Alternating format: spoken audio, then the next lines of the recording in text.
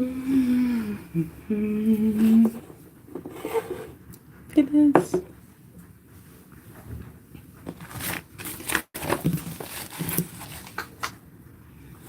Won't be a minute.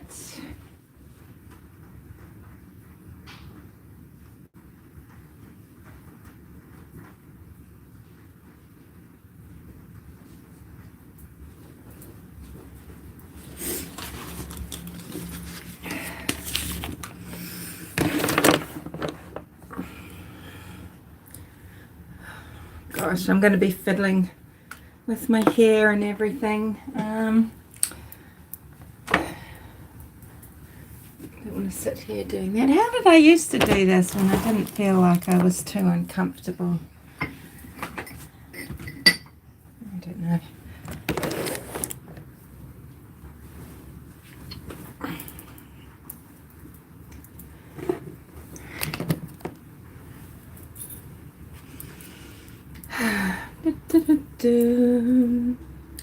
Sorry, I'm just faffing around because I don't know if anyone's going to be able to make it.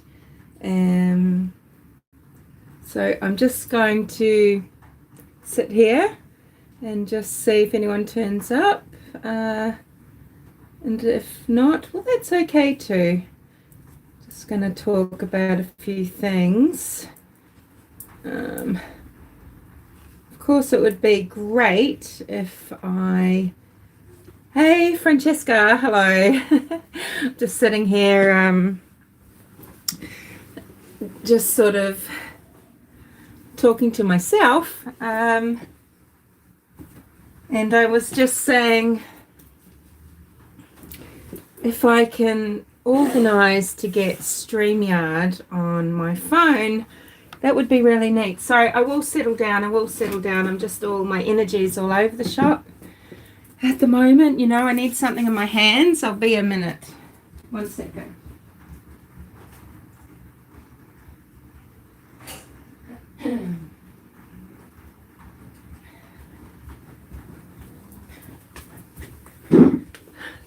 Sorry, Francesca. Thanks. Yeah, I was just thinking, you know, it'd be really great if I could get StreamYard or Streamlabs on my phone. I could actually have people on here with me to, you know, chat back nicer for the viewers probably, as well as a bit easier for me. But anyway, that's okay. Have you read the affidavit or the probable cause affidavit, Francesca, or have you seen people like Gray Hughes, etc., reading it? I do have a copy of it here, and I've got a little cheeky something as well because I'm a little bit thirsty.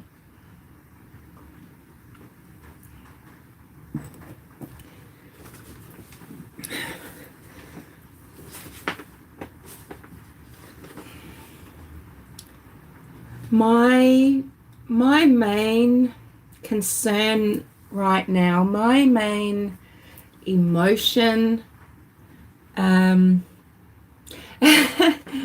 one. Well, we'll have a look. Chin. Cheers. I'm deeply concerned at how the families are feeling and what they are saying publicly and what they are feeling privately, because, you know, since 2017, since the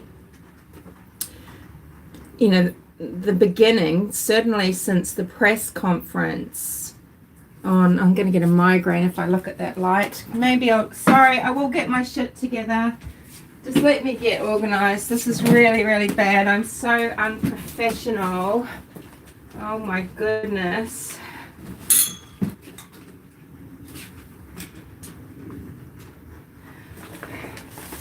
Oh, just as well I'm not a broadcaster. Thank you. Okay. So my thoughts are really with the family.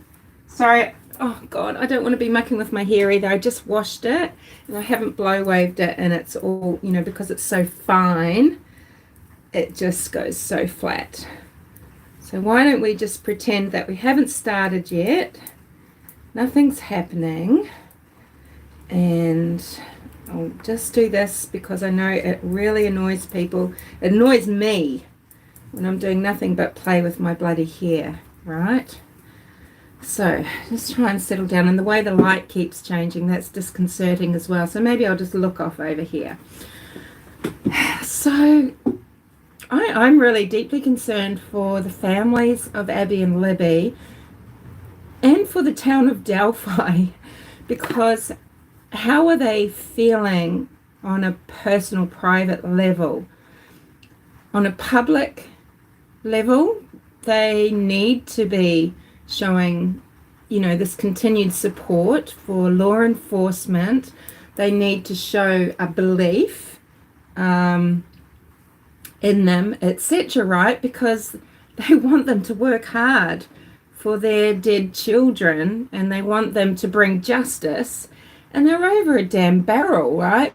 Because they are relying on them to do the right thing by them and get a conviction for Abby and Libby. And they must be feeling like they have received lip service, like they're absolutely betrayed. That's just how I think about it, because that's just how it appears after all that we've heard. The press conference, 22nd of February, right? Now, this was before they raided Keegan Klein, so maybe they did get a sorry, I'm going to try and keep going and not distract myself. Sometimes when I'm not feeling well, like when I've got bad anxiety or whatever, I'm very, I wish I could just turn the camera off or something. I don't know how to do it. Sorry to be so fidgety.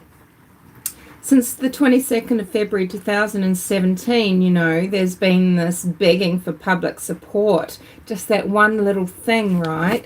So in 2017, you've got Doug. And Doug in his speeches, I do believe he is a good man, but I think that he has been feeling at an absolute loss. I think he has had to sort of be on the outside looking in nearly, because he is a figurehead. He is not actively investigating. And maybe he has been really frustrated through all this time, right? But, I wish they'd been more real. But he's like, why Libby? Why Abby? Why Delphi? Why Carroll County? And, and they're talking about evil lives amongst us.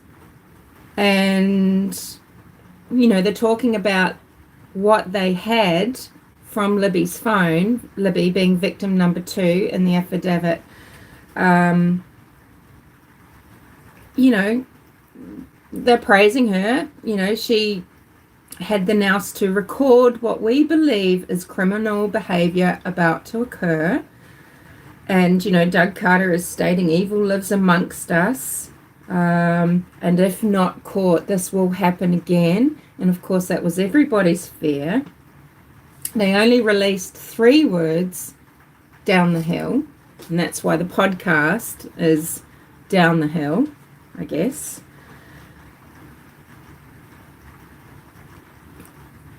And Doug is saying, look around you, to family, to an associate, to that one guy that seems a bit off, that lives over in that place, Is it his jacket? Is it the right hand in his jeans? Is it the drastic changes in his appearance since this crime? Changes in his behavior? Is he following the case too desperately, sort of thing, right? And they do release the voice, of course, because it was down the hill. And this, but at that time in 2017, even then they're saying, you know, is that the voice of BG? Is it someone else off camera, right? And then Greg Massac. I've made videos about all of these speeches and everything in the past, you know, so I'm not going to go into detail now. But, you know, they're saying BG is our suspect. We need tips on him. We are actively looking, and Doug talks about all the resources. You know, he says that he's so very sorry to the community, and the level of the resources being thrown at it is something that will never likely be seen again, sort of thing, right? Now, I just find this utterly insulting in light of what's happened, right? Because, oh, sure. Well, pray tell, what percentage of these resources went into interviewing the people that were coming forward, interviewing the people that were maybe in the search parties? What if they had knocked on Richard Allen's door after he had come forward, given one particular statement? What if they'd then asked him questions again? Would they have paused to think about him as a POI? Were they too caught up in their own cleverness and their own, oh, we've got to be very strategic mindset and protecting the case, that they failed to ask the right questions of people?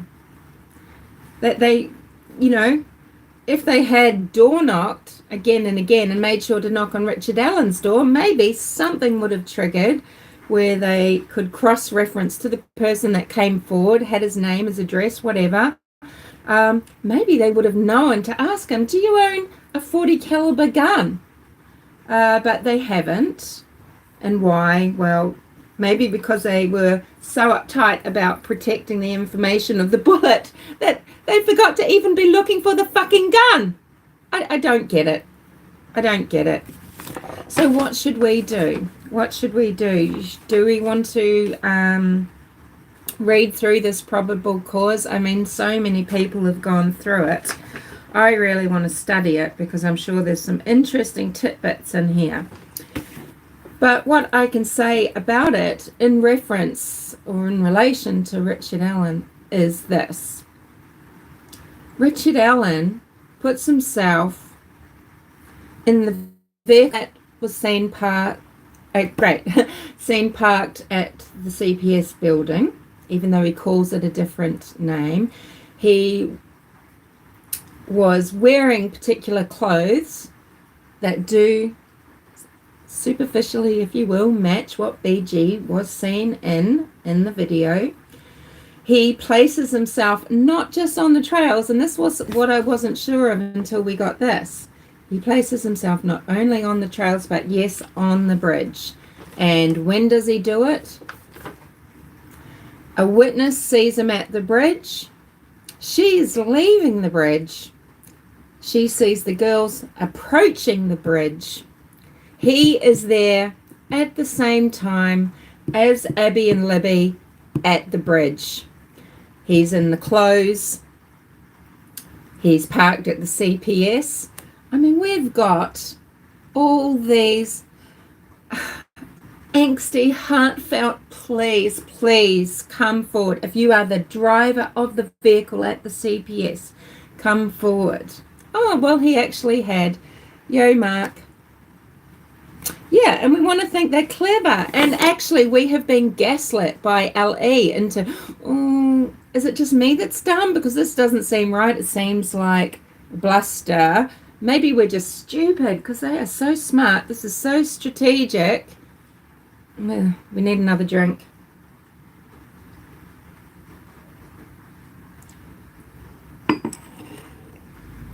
So, okay, let's go over the affidavit ourselves because that will keep me a little bit more on track and maybe have a chance of this being a cohesive live. earlier today, and one of the reasons why I was a bit later coming on here to talk about this than I was initially planning, was because Just Kay was talking about it, and I got caught up in that, and then I ended up going up on her panel because she was getting mighty pissed off with me, and she was going to ban me and all of that sort of thing. So I jumped up and had a chat. Please don't mind these glasses. These are just some really basic glasses, just to help me do this, but I can't. Well, I broke my trendy ones.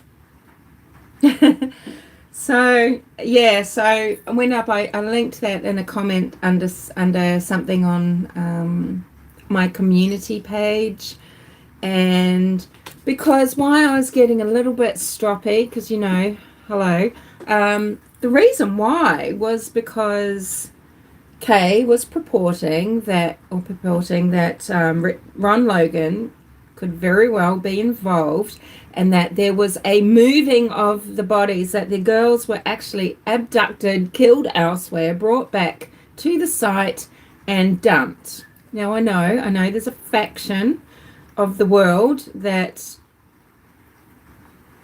wants people to believe that that's what's happened.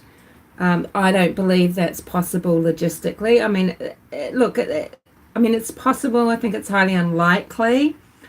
And she was just getting little bits wrong about the layout and didn't seem to be taking into account so many things. And it's just things that we know when we've followed something for 6 years.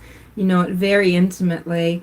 And these things matter, and especially when you're talking about the logistics of dumping, the bodies of 2 girls on some land, and with all that was going on around the time period. And I was also debating with her about Ron Logan, and even that he wouldn't, how he wouldn't desecrate his land. Ron Logan's land was the only thing that was faithful to him, that he probably loved, gave him a sense of safety, that he treasured. It was very important to him.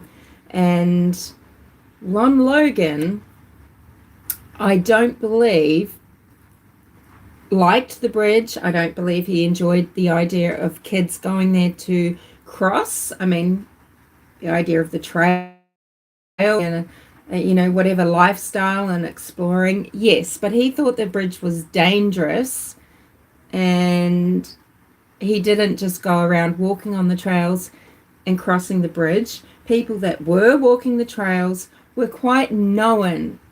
If they were characters of the town of Delphi and were always at the trails and always crossing the bridge, they were known to do that. It's people like Dan and David McCain, okay? Dan McCain is seen on the mayor's deer cam on his bicycle going to the cemetery. I mean, I made a video once called the McCain Sandwich, because you've got David Kane on the, they're both on the north side, but, on the north bank, but one north, one south of the scene.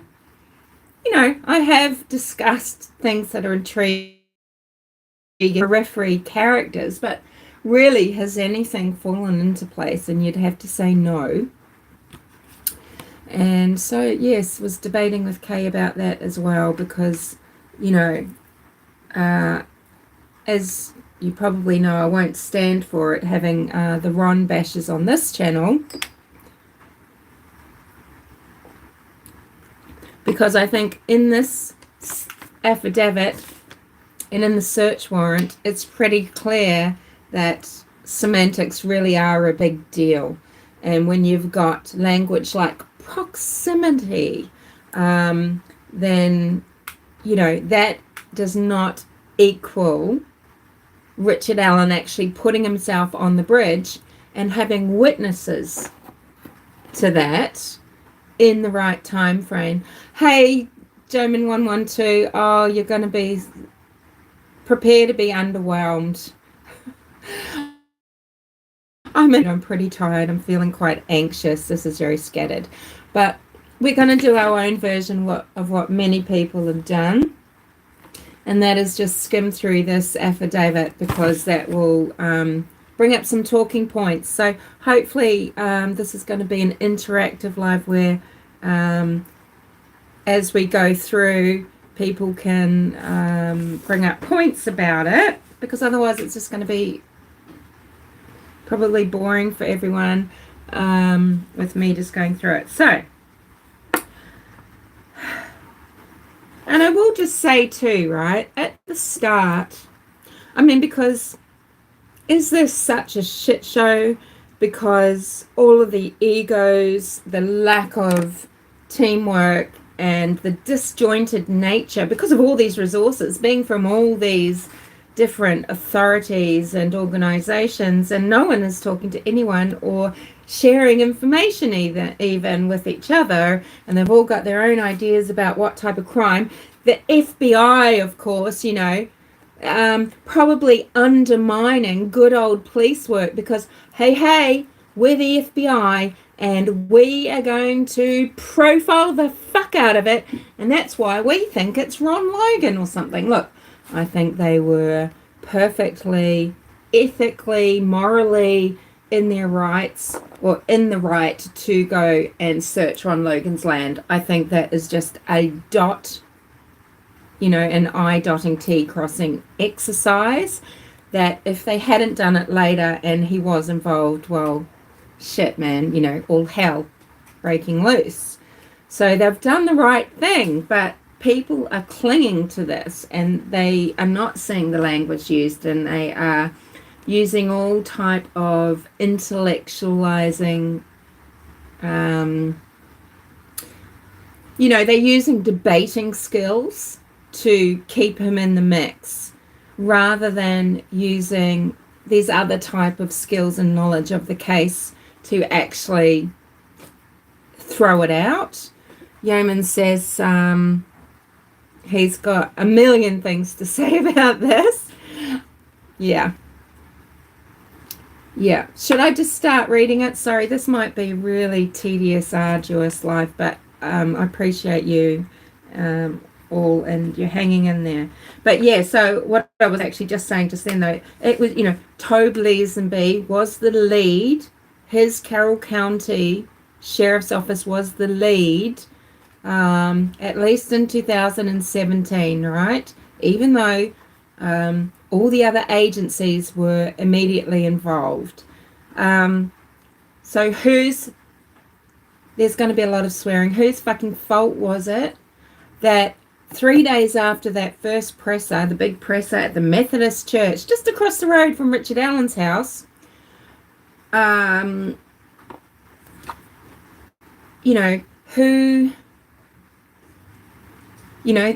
days later, the raiding Kegan Klein, nothing happens. They leave him stewing for 3 years. Oh, because they couldn't decide on whose responsibility it was or something. Who the fuck was doing what? There should actually be an audit or an inquiry. Not that Delphi pen pushers are going to call for one, but it's just they're fucking useless. All right, so State of Indiana versus Richard M. Allen. I, the undersigned affiant, submit the following information, and there's a whole lot of numbers. It's the sworn affidavit setting forth the facts and circumstances known to the law enforcement of Carroll County as the basis for probable cause to arrest without a warrant, or to establish probable cause for an issuance of an arrest warrant for the above named defendant. So they just go on to say the facts and circumstances described below would be sufficient basis for a person of reasonable caution and prudence to believe that the accused has committed or attempted to commit the offence is described, and that if arrested without a warrant, such would be authorised under and a few numbers again. Right.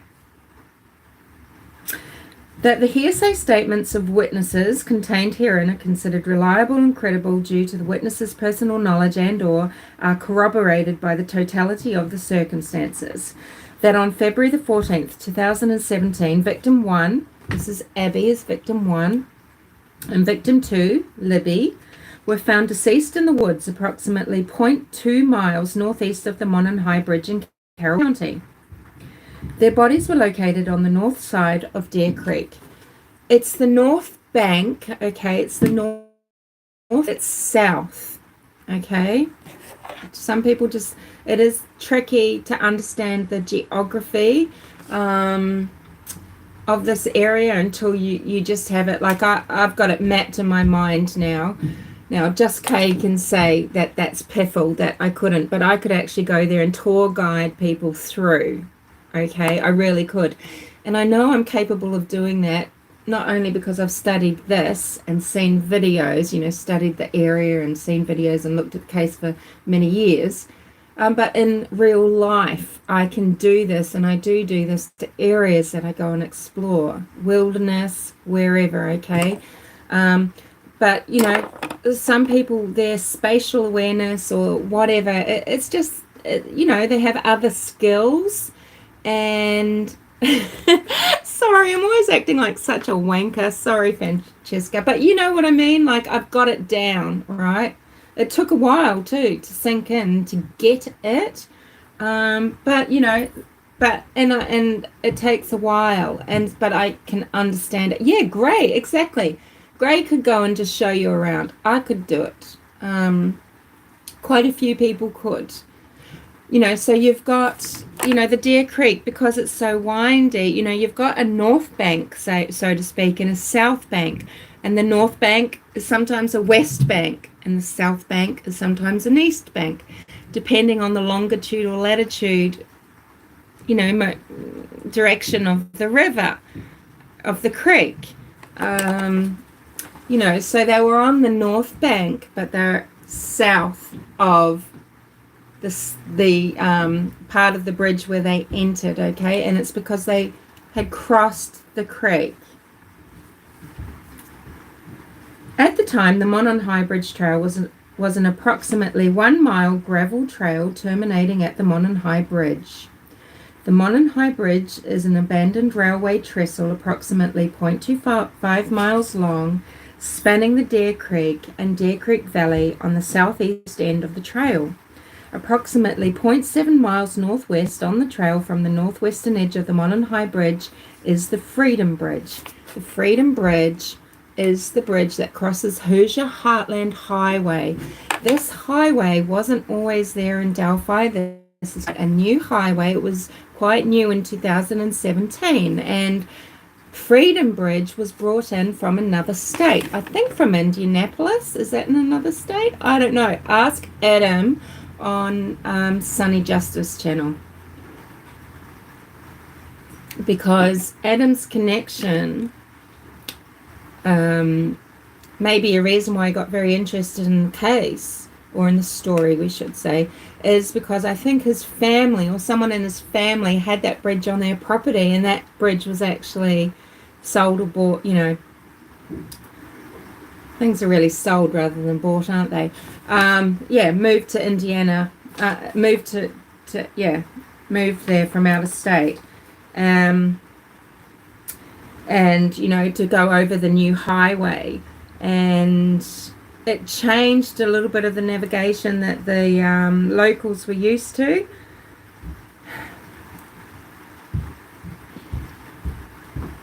Anna talks about that on James Hebbett.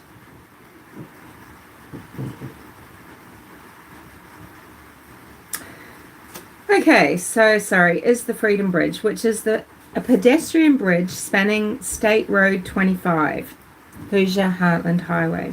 Approximately 350 feet west of Freedom Bridge was a former railway road overpass over Old State Road 25, also known as County Road 300 North. So it's often written as CR300N. The trail terminates just west of the former railway overpass. The majority of the trail is in a wooded area with a steep embankment on the south side of the trail. The entirety of the trail and the location of the girls' bodies were and are located in Carroll County, Indiana. Through interviews, reviews of electronic records, and review of video at the Hoosier Harvest Store, investigators believe Victim 1 and Victim 2 were dropped off across from the Mears farm at 1:49 p.m. on February the 13th, 2017 by Redacted. The Mears farm is located on the north side of County Road 300 North, near an entrance to the trails. It's on the other side of the road from the entrance to the trails. A video from, let's just say Libby and Abby, a video from Libby's phone shows that at 2:13 p.m., Abby and Libby encountered a male subject on the southeast portion of the Monon High Bridge. The male ordered the girls, "Guys, down the hill." No witnesses saw them after this time. No outgoing communications were found on Libby's phone after this time. And guess what? Again, guess what? Richard Allen's been seen at the Monon High Bridge just prior to this and just before the girls arrive, was never seen again elsewhere until 3:57. So he wasn't placed elsewhere on the trail, say at Riley Park, Freedom Bridge, anywhere, at a time when it could easily be argued by his defense team that, he was somewhere else during the time that law enforcement have said the murders occurred. Okay? So the girls weren't seen again alive, and Richard Allen wasn't seen again until he was seen at 3:57 on Country Road 300 North. Sorry, I'm such a lecturer, aren't I? But you know me by now. You know I'm you know how I am. I'm not really meaning to be like that.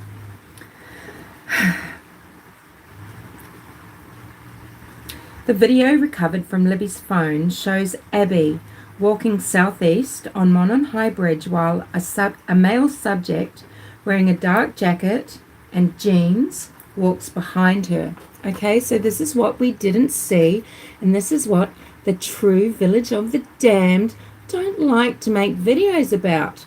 They don't make videos about how a constructed fake 43-second video showing Abby actually in motion walking with a man behind her. Well, maybe this is all fake too, right? According to them.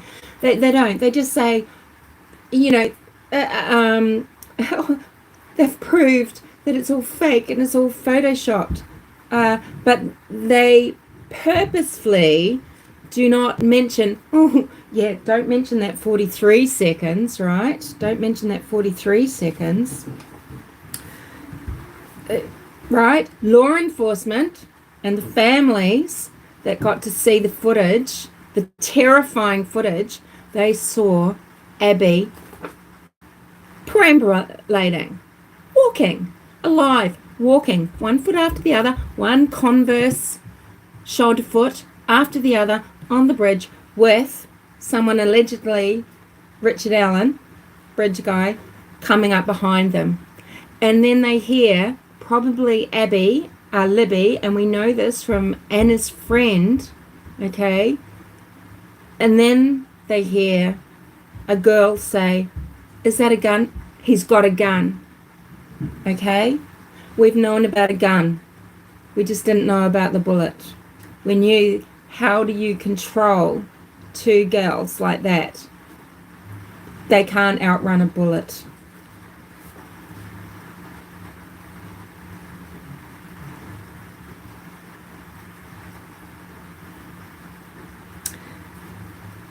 As the male subject approaches Abby and Libby, one of the victims mentions gun.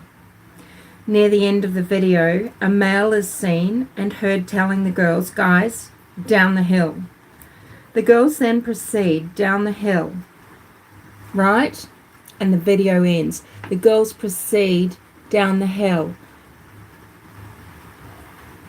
If Libby saw a car there? Would she have tried to film the car waiting on the private drive? You know, the car that apparently some people want to think belongs to an accomplice who actually abducted the girls away from the site and then somehow what? Brought them back there, crossed them over the creek and dumped them on Ron Logan's land, or in through the cemetery where police vehicles were blocking in Pat Brown all night to go and dump their bodies? No.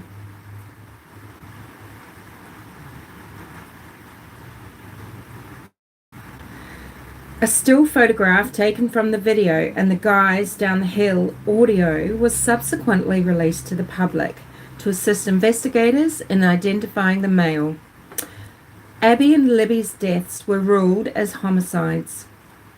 Clothes were found in the Deer Creek belonging to Abby and Libby. Both Abby and Libby's clothing items were found in the water, south of where the bodies were located. Now, that's interesting to me. Why? South of where the bodies were located. Why? Now I can't focus. My eyes can't go in and out. I'll just have to wear these daggy things. Why is that interesting to me? Can you guys understand why?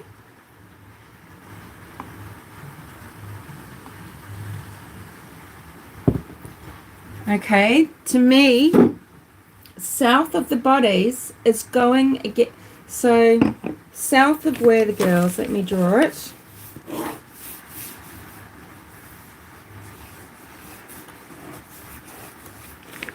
If you won't be able to see it. The flow of Deer Creek is coming west to east from the west. No, sorry. Yeah, flows from the east to the west, okay? So where their bodies were found, it's thought to be northeast of where they crossed, right? So I wonder what, I think their clothing must have snagged on something in the creek and held it back. I think it seems like they lost clothing in the creek as they were crossing. That's really unusual, because I imagine that something might have been swept down and have been caught on the pylons of the bridge.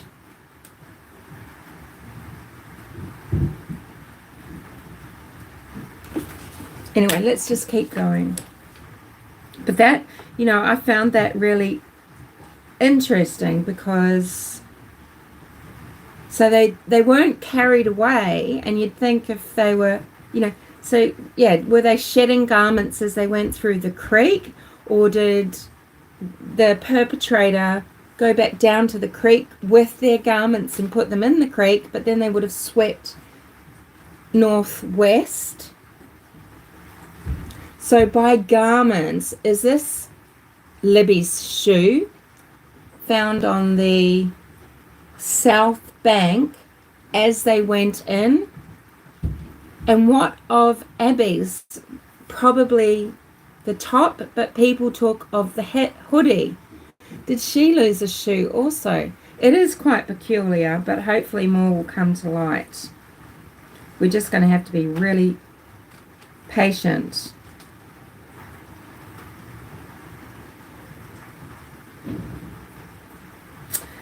There was also a .40 caliber unspent round less than 2 feet away from Libby's body, between Abby and Libby's bodies. The round was unspent and had extraction marks on it. Brass, which the shell casing is probably brass, it is soft enough of an alloy to get striations or striations. Oh, I've just got to plug my phone in.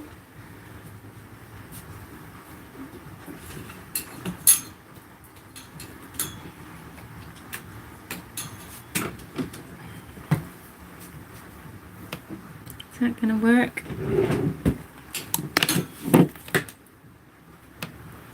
Sorry, guys.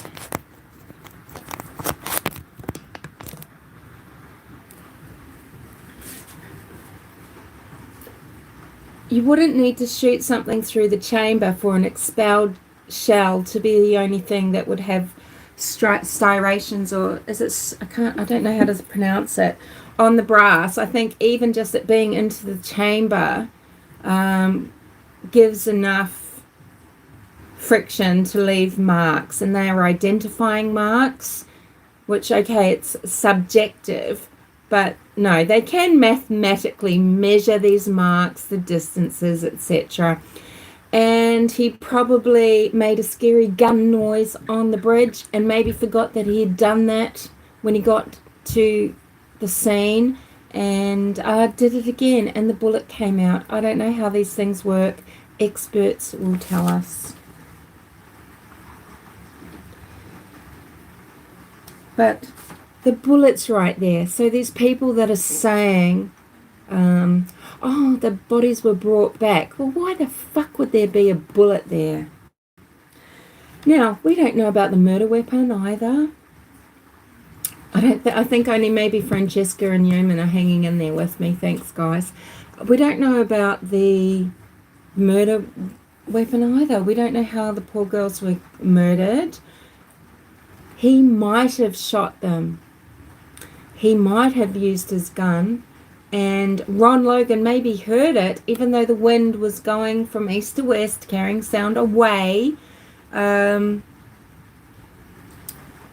He may have heard it and have not wanted to be involved, because, hey, what if they don't catch the guy and he comes forward saying he's heard shots? I don't know.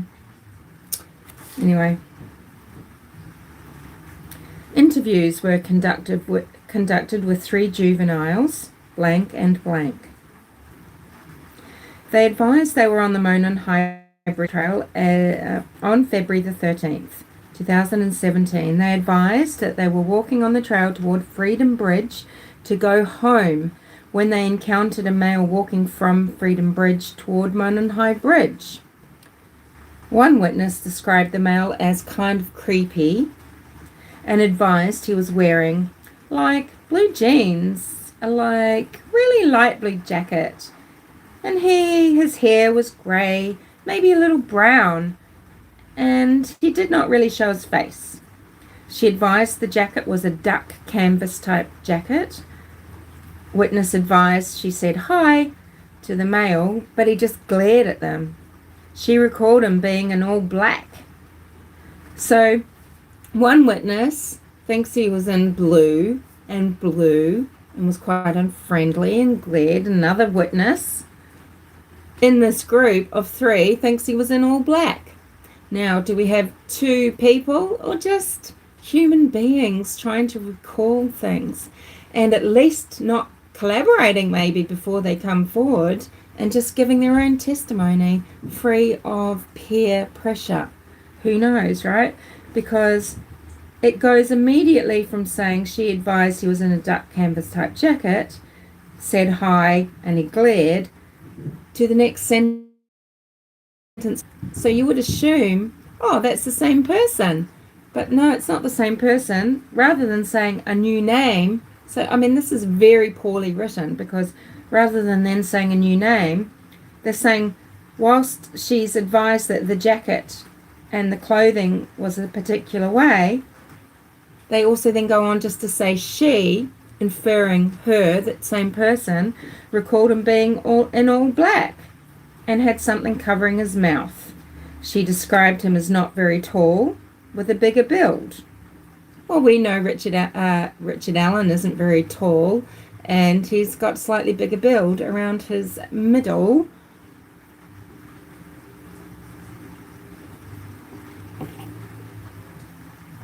She said he was not bigger than 5'10", because she was probably guessing he was bigger than her. Blank advised he was wearing a black hoodie, black jeans, and black boots. She stated he had his hands in his pockets. Blank showed investigators photographs she took on her phone while she was on the trail that day. Taking on her phone, well, that makes me think this isn't Cheyenne.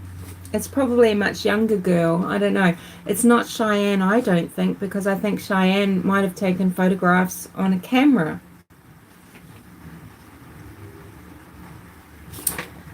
The photographs included a photo of the Monon High Bridge taken at 12:43. So is it Cheyenne, and is she using a smartphone to take photos? She was a keen photographer. But then again, you could use your phone. I don't know. And another one taken at 1:26 p.m. on the east bench of the Freedom Bridge. So she's meandered and taken 45 minutes. They've taken 45 minutes to get back. This helps us with the time frame without having to be there and walk it. Just to give us the idea of Richard Allen, allegedly, leaving the crime scene, walking up either straight through the cemetery or along the trail that's parallel to the trail and parallel to CR 300N before joining it and being seen at 3:57 and getting to the CPS building, maybe taking his time trying to be furtive, and maybe arriving at 4:30 and then taking half an hour to take off a jacket, maybe put it into a garbage bag maybe for washing.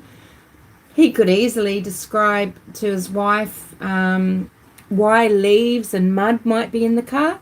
They go walking all the time. Their car was probably filled with dirt and flora from all over the place because they were hikers, they were trekkers. This is not unusual. And if he's also told her the truth that he came forward to the police and said he was at the trail, well, of course, she might expect to see some mud. I don't know if you'd really be expecting to see quite a lot of mud, though, because going through the creek and traipsing around the way he allegedly did is quite different from just walking on these gravelly trails.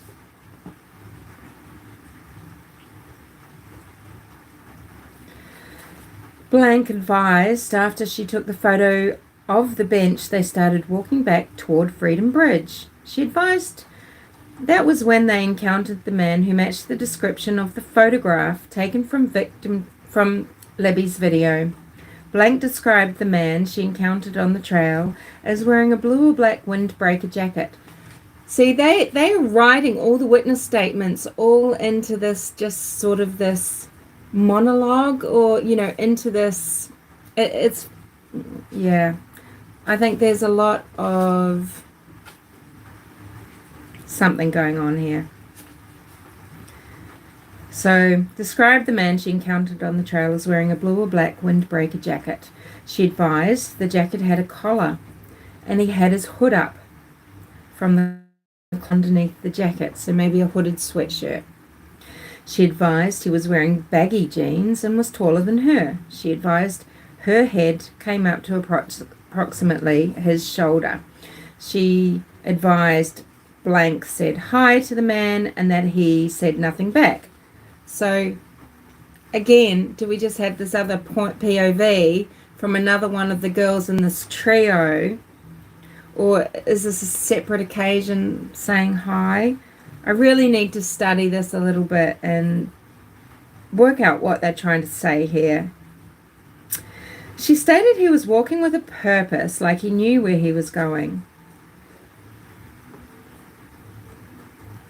Actually, okay, yeah, no, this has to be. This is the same group. This is 1:26 because it's before Libby and Abby were dropped off at around the 1:40 mark or a bit later, and before Richard Allen actually got to the bridge. So around the Freedom Bridge area, it took him another 20 minutes or so to get to the bridge.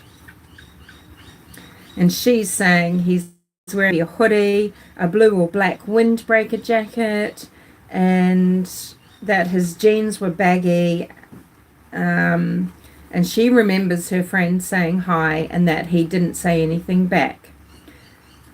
And she states he was walking with a purpose, like he knew where he was going. She stated he had his hands in his pockets and kept his head down. She advised she did not get a good look at his face but believed him to be a white male. The girls advised after encountering the male, they continued their walk across Freedom Bridge and the old railway bridge over Old State Road 25. Investigators spoke with Blank, who advised she was on the trails on February the 13th, 2017. Video from the Hoosier Harvest Store captured Blank vehicle. I think it just means her vehicle. This is how they verified she was there. Travelling eastbound at 1:46 p.m. toward the east, across from the Mears farm. Blank advised she saw the 4 juvenile females walking on the bridge over Old State Road 25 as she was driving underneath on her way to the park. Blank advised there were no other cars parked across from the Mears farm when she parked. She advised she walked to the Monon High Bridge and observed a male matching the one from Libby's video. She described the male she saw as a white male wearing blue jeans and a blue jean jacket. Now she says a blue jean jacket. She advised he was standing on the first platform of the Monon High Bridge, approximately 50 feet from her. She advised she turned around at the bridge and continued her walk. She advised approximately halfway between the bridge and the parking area across from the Mears farm. So she walked about 400 meters. That's the distance of going around a track and field track. Okay, so 400 meters.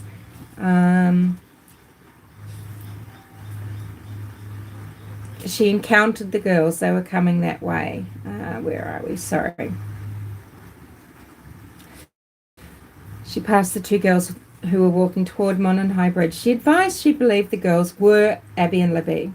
Video from the Hoosier Harvest Store shows at 1:49 p.m. a white car matching Blank vehicle travelling away from the entrance across from the Mears farm. So she was leaving then. If we say it was a 10-minute walk max. Yeah.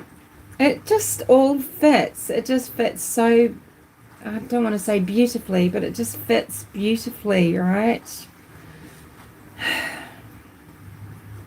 For so long, because we didn't have this information, we didn't know who witnesses were, even to the point where you question, wow, did human beings even give these descriptions? Were Abby and Libby, I've questioned it, were Abby and Libby even seen at the trails?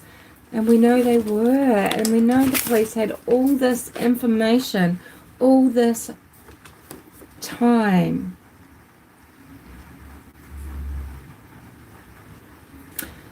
Blank advised she finished her walk and saw no other adults other than the male on the bridge. Okay? No other males. She didn't pass anyone. Now, someone could have come. So when you go in through the Mears, in the Mears entrance, so it's opposite the Mears. When you go up a short distance, you come to one of the forks. You could go right and walk along, or you could go left towards the bridge and shortly thereafter go right down to the creek. Okay, so someone could have come from the other direction that she didn't see. But, she saw someone matching Richard Allen's description, the description that he himself gave on the bridge at the time when he said he himself was there.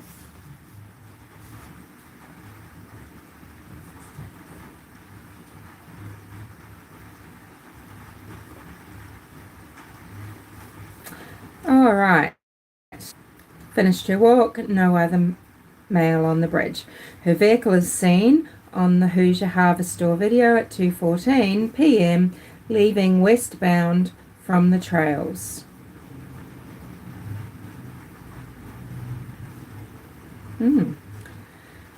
Blank advised when she was leaving, she noted a vehicle in an odd manner at the Child Protective Services building. She said it was not odd for vehicles to be parked there, but she noticed it was odd of the manner in which it was parked. Backed in near the building. Investigators received a tip from Blank in which he stated he was on his way to Delphi on State Road 25 at around 2:10 p.m. on February the 13th, 2017. That actually might have been Julie Melvin's husband. Yeah. Sippy sip.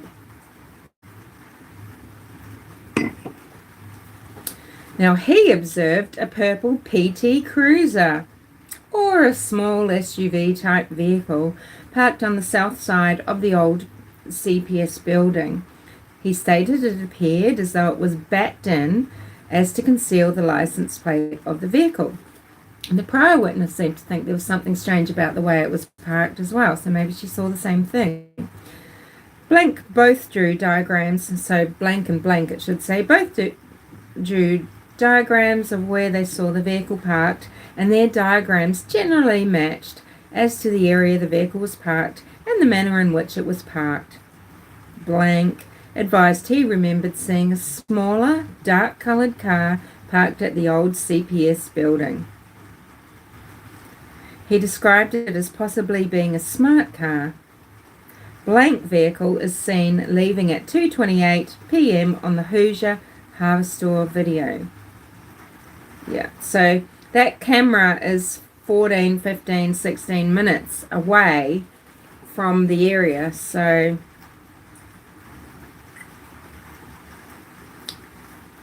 yeah.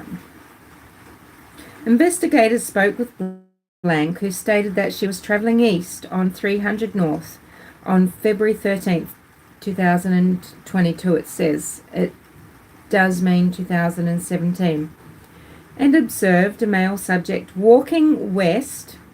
So she's going east, and she's travelling on the right-hand side of the road, and he's walking west. So she went right by him.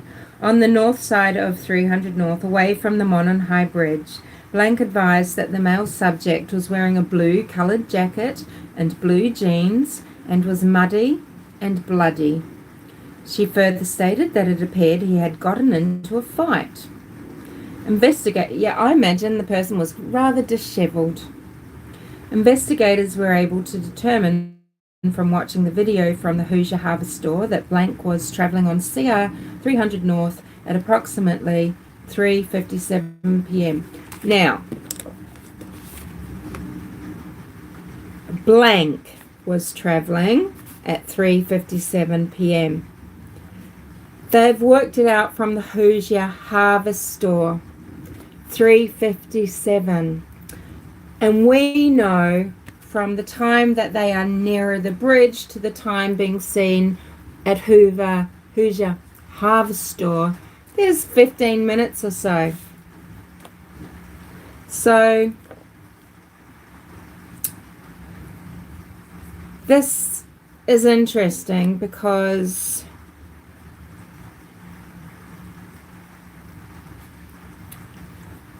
are they saying we should take off about 15 minutes and make this 3:42? Which way are they taking into account this time frame, right?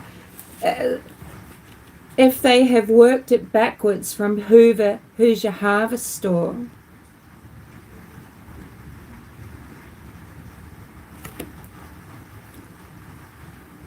see, this is very unclear. And with the time frame,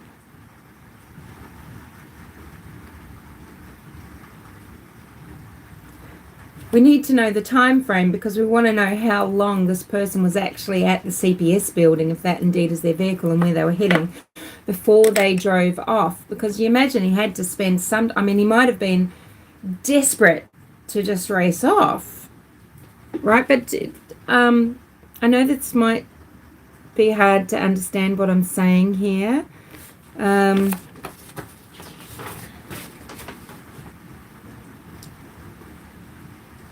So, people are leaving a certain area. They're seen leaving on the Mears Deer Cam, and then later also verified on something called the Hoosier Harvest Store camera. The Harvest Store sounds like a produce store, right?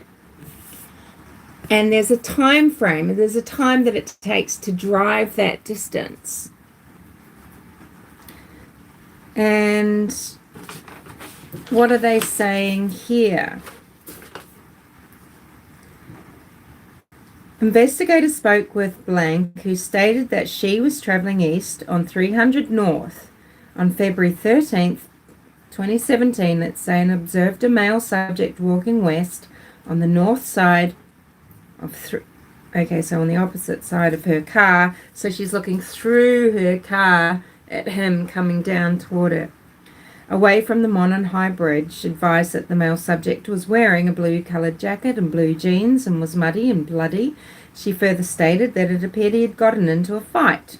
Investigators were able to determine from watching the video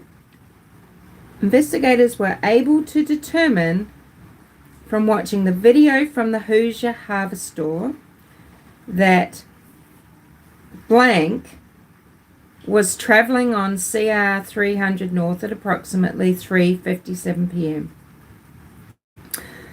I think they must be working backwards. I think they've worked out the approximate time of the sighting.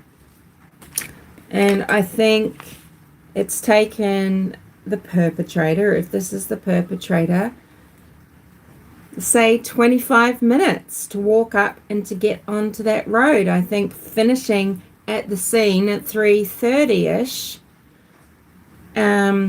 devastatingly being there with Abby and Libby whilst Derek German is at Mears in the car park, sitting there talking to his sister Tara and encountering flannel shirt guy who is David McCain.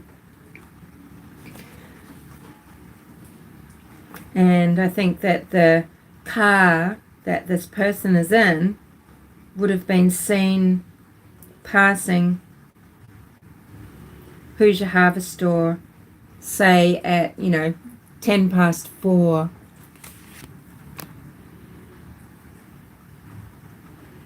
Hello, I'll just, Bright PNZ, string them up by the gonads. Hi, I haven't seen you here before. Thank you for coming in. This is a strange little life, but this is what they're always like. I'm a very strange person. Ditch Comfort, haven't seen you before. Hey and good morning. Ditch Comfort. Comfort being in a ditch.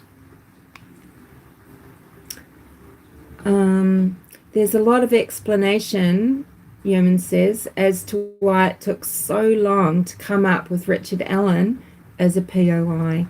And Francesca says, unforgivable. And yeah. And Ditch Comfort thinks Ellie and crew did a shitty job. Look, yes, Yeoman, yes. He says, we all make mistakes, and if we cannot forgive others for doing so, then what should exclude ourselves if we end up in the same situation? Yeah, I mean, everybody is human, right? And they're not infallible. They are acting as if they are. They're acting, though. They are preaching from a pulpit. They're telling everybody they are in control. They're telling everybody that, it's all strategy. It's important. And in actual fact, what they forgot to do was just, have you ditched? Sorry, I just haven't seen you comment. Sorry. And, Alexander, you've been here plenty then. A couple of times, yeah. Hi, Alec. Yeah. You're an OG.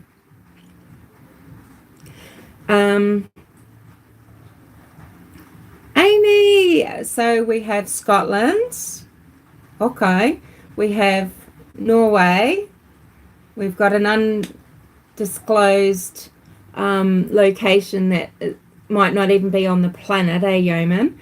We've got Australia a few times. And Francesca and I are having a little something. If anyone wants to join us in a little bevy, please let us know your bevy of choice. Because I needed to be lubricated to read this aloud. I highly recommend doing this because, look, I learn by listening and everything over and over again as well. But there's something also about writing Well, actually writing notes that you never even intend to use, maybe. Alex just woke up, so he's not going to have a beverage. A wise man.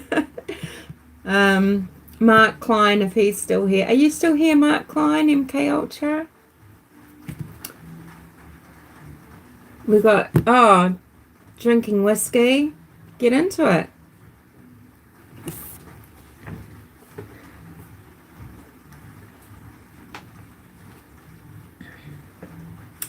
Anywho, so where we were up to. Yeah, if you write notes, and don't you find, Francesca, even if you never look at the notes again, just for me, the very act of writing down, scrolling these, I mean, I've written books and books on it, but I mean, they're trash, right? If someone looked at it, they'd say, that is not the work of a beautiful mind. They would think that I was deranged, which, yes, or, and scattered and disorganized. But the very act of doing that,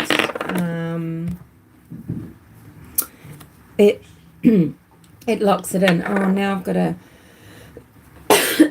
got a little tickle in my throat now. So let me just top up, and then we'll move on.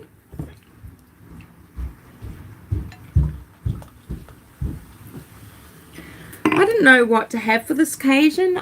It's a sad occasion, but I thought it was kind of a little bit celebratory as well. So this is just, it's a very basic, it's just a little Oyster Bay sparkling rosé. Right, so I just need to clear my throat. Okay. Anywho, what I think that this paragraph is saying, by stating that they've worked out the witness driving along Country Road 300 North, seeing someone muddy and bloody, to me that does say that this person left the scene maybe 3:15, 3:30. Through interviews, electronic data, photographs, and video from the Hoosier Harbour store, investigators determined that there were other people on the trail that day after 2:13. And I think they're about to say that Richard Allen wasn't seen after that. Those people were interviewed, and none of those individuals encountered the male subject referenced above, witnessed by the juvenile girls, blankety blankety blank blank. Further, none of those individuals witnessed Abby and Libby. Okay, so Richard Allen or Bridge Guy or whomever this ghoul is, this ghost is, wasn't seen. They just weren't seen again after.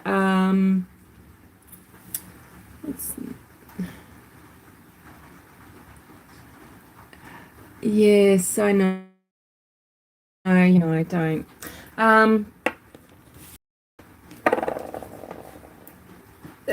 They weren't seen.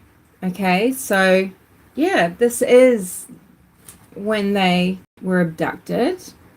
And if Richard Allen wasn't seen on those trails again, if indeed that is him, well, it might stand to reason that this missing period of time is when he was abducting the girls, taking them across the creek, killing them, and escaping back to his car at the CPS. He's driven from his home in West Delphi around. He's come around. He's got into the 525 300 junction. He's come past Ron Logan's house and up to the mayor's, past there, down to the CPS, and onto the trails. Alex is going back to work, but he's still listening. Alrighty. Well, thank you for just saying hi.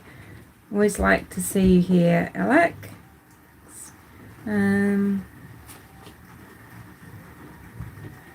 All right.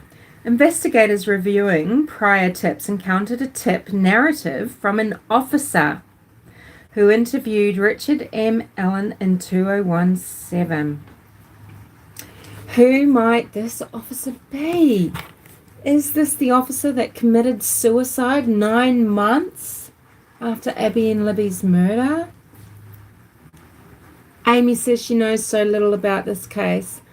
Go to Gray Hughes Investigates, Amy. And, maybe just go back to the start and watch him walk through things. It's all sort of supposed, but in the end, you'll get to know that you can really lay it over this and get a really good picture. You can go to, all sorts of people, and I would even say people will fucking hate on me for this. Well, I don't care because I'm a more self-realized or I don't know what the words are. But you could go to Anthony Greeno's True Crime Investigates or Michael Catt. Oh, Michael Catt would have loved to have been here. He should be here. And what would he have made of it? And I can guarantee you some of the best commentary that we would have had about this case would have come from Michael Catt. So it's Katt. So there's lots of places you can go. Yeah, I know, right? But that's just how it is, isn't it, Amy? The way things grab you and what grabs you and why. Sometimes we can't explain it. And that has happened to me before so many times. Like for example, at first, I can't even explain it, but at first, Delphi didn't grab me for probably a year. So when I say 6 years I've been on this, it's really 5. And then that was it. Sorry, anyway, too much palaver. But who was this officer? Was it Detective Tony Liggett? Soon to be sheriff. Is he sheriff? Don't know. Was it the poor officer who committed suicide 9 months later? What? Yeah.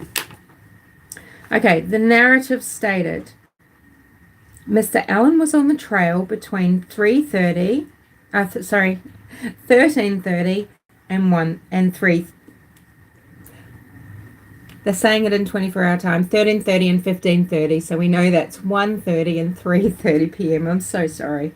He parked at the old farm bureau building. That's what he is calling the CPS building, the old farm bureau building. But there isn't one in Delphi. It's never existed. And I think what he describes to this officer must have been the CPS building. And we can ascertain that there was a car there and people wanted the driver to come forward. Also, they're only saying they interviewed Richard M. Allen in 2017. They're not saying when, right now. And, the gossip is it was on the 13th, the night of the 13th. Mr. Allen was on the trail between 1:30 p.m. and 3:30 p.m. He parked at the old Farm Bureau building and walked to the new Freedom Bridge. While at the Freedom Bridge, he saw 3 females. Well, we have 3 witnesses saying they saw a man wearing this blue outfit who didn't say hi at the right time. Because we know how long it takes to walk these distances. He noted one was taller and had brown or black hair. He did not remember description, nor did he speak with them, right? Because we know he didn't say hi. He walked from the Freedom Bridge to the High Bridge. He did not see anybody, although he stated he was watching a stock ticker on his phone as he walked. Well, that's riveting, isn't it? He was watching a stock ticker. Did Richard Allen have stock in, I don't know, Blue Jackets R Us? He was watching a stock ticker. Did the officers ask for proof of what stocks he held or what he was watching? Yes, Alec, yes. And Hoosier, the bruiser, and I was not um, for any reason excluding Hoosier the bruiser. No way. And some people might not know both of these gentlemen, Michael and Hoosier the bruiser, died young in their 50s. Hoosier the bruiser left $100,000 to Libby and Abby to the ballpark in his will. Yeah.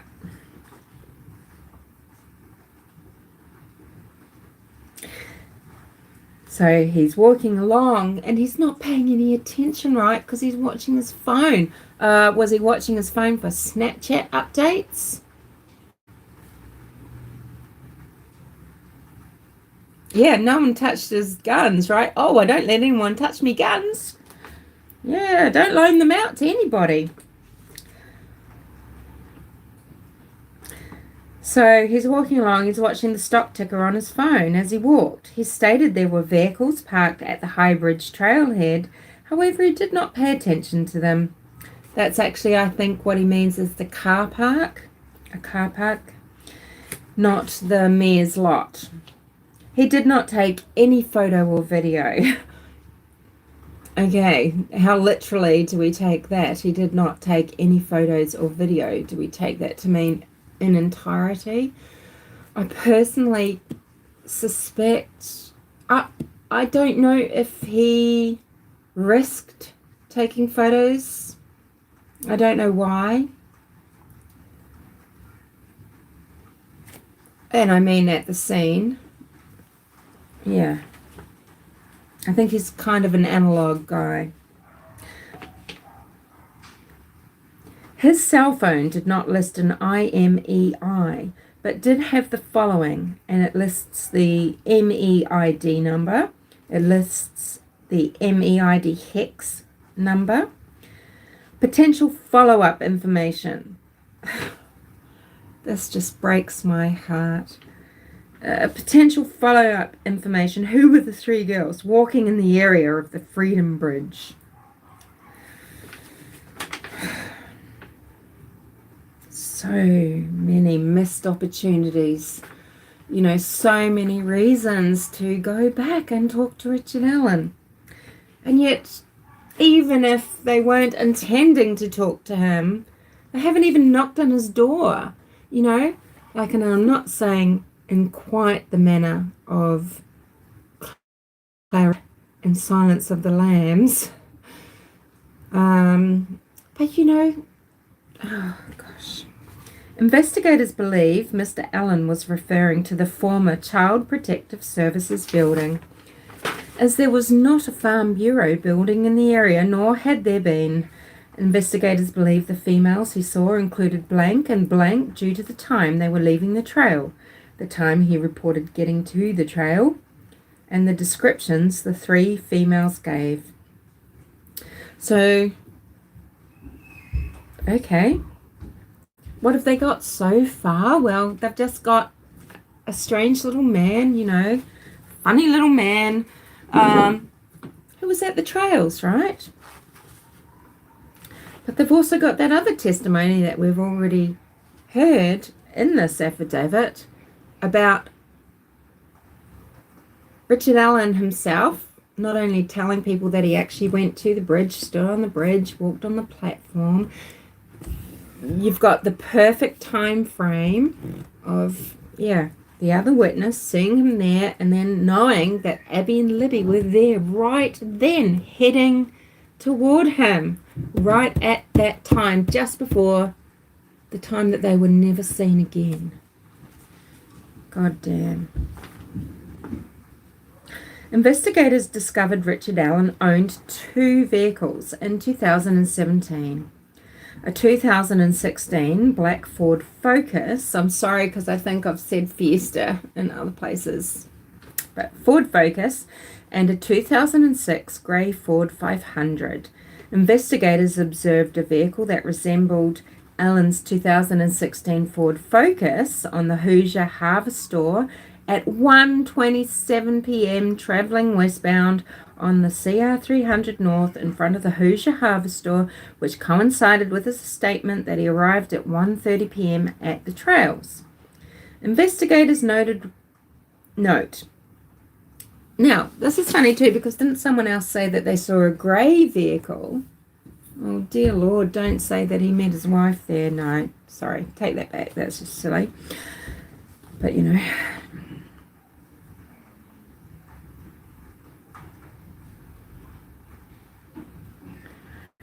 Okay, coincided with his statement that he arrived at around 1:30 p.m. at the trails. Investigators note witnesses described the vehicle parked at the Child Protective Services building as a PT Cruiser, small SUV, or a smart car. So maybe the rear of this vehicle is homogenized and nondescript enough that it could be a few things. And if you're not a car person, you're not going to be able to differentiate the finer details, right? You've just got this vague idea maybe of sort of a scale and shape. Investigators believe those descriptions are similar in nature to a 2016 Ford Focus.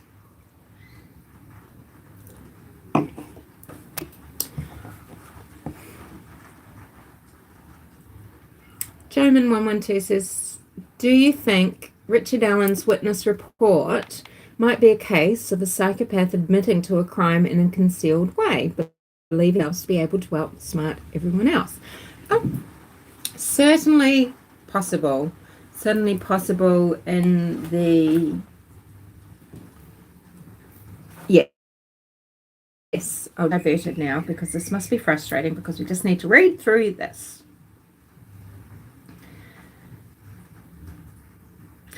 On October the 13th, 2022, Richard Allen was interviewed again by investigators, and of course we get no prequel to this, right?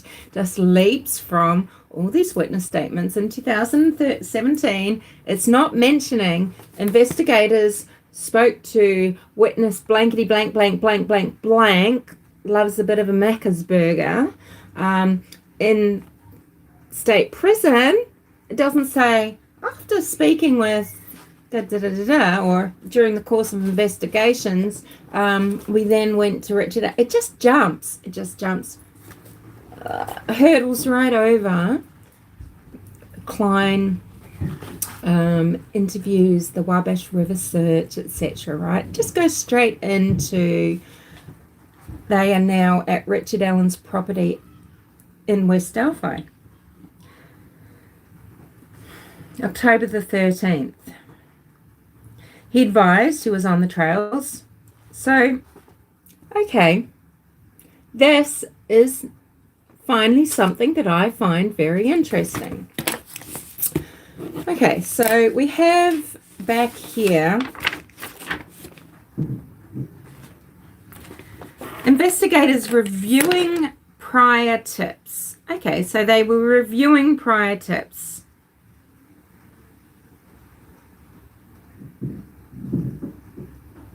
And okay, so he was interviewed. It's definitive, right? He was interviewed in 2017 and he gave that specific statement. And here he says again in 2022, October 13th, he was again interviewed. Now he's not denying now making this statement.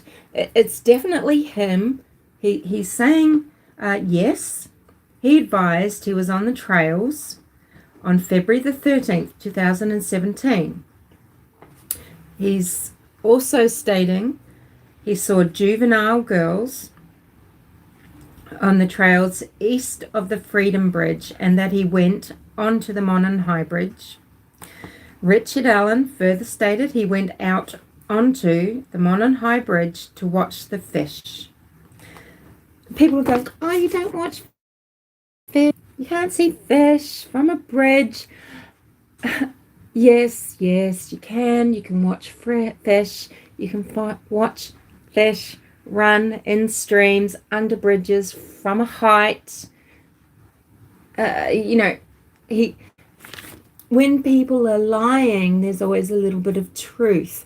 Watching the fish from the bridge could well be something Richard Allen has done a lot.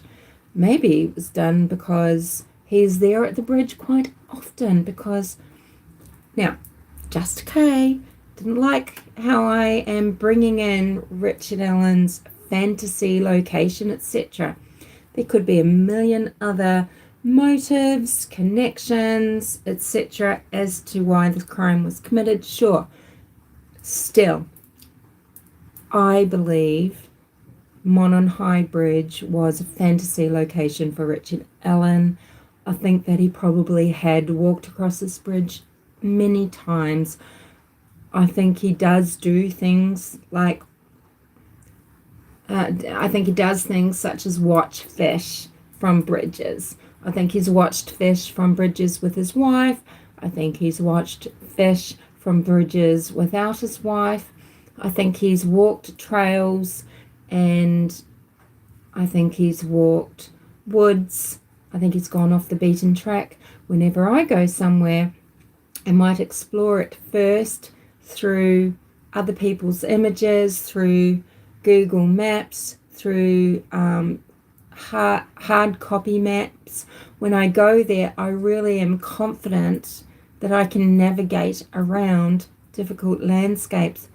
And I will tell you now, yeah, I will go off track.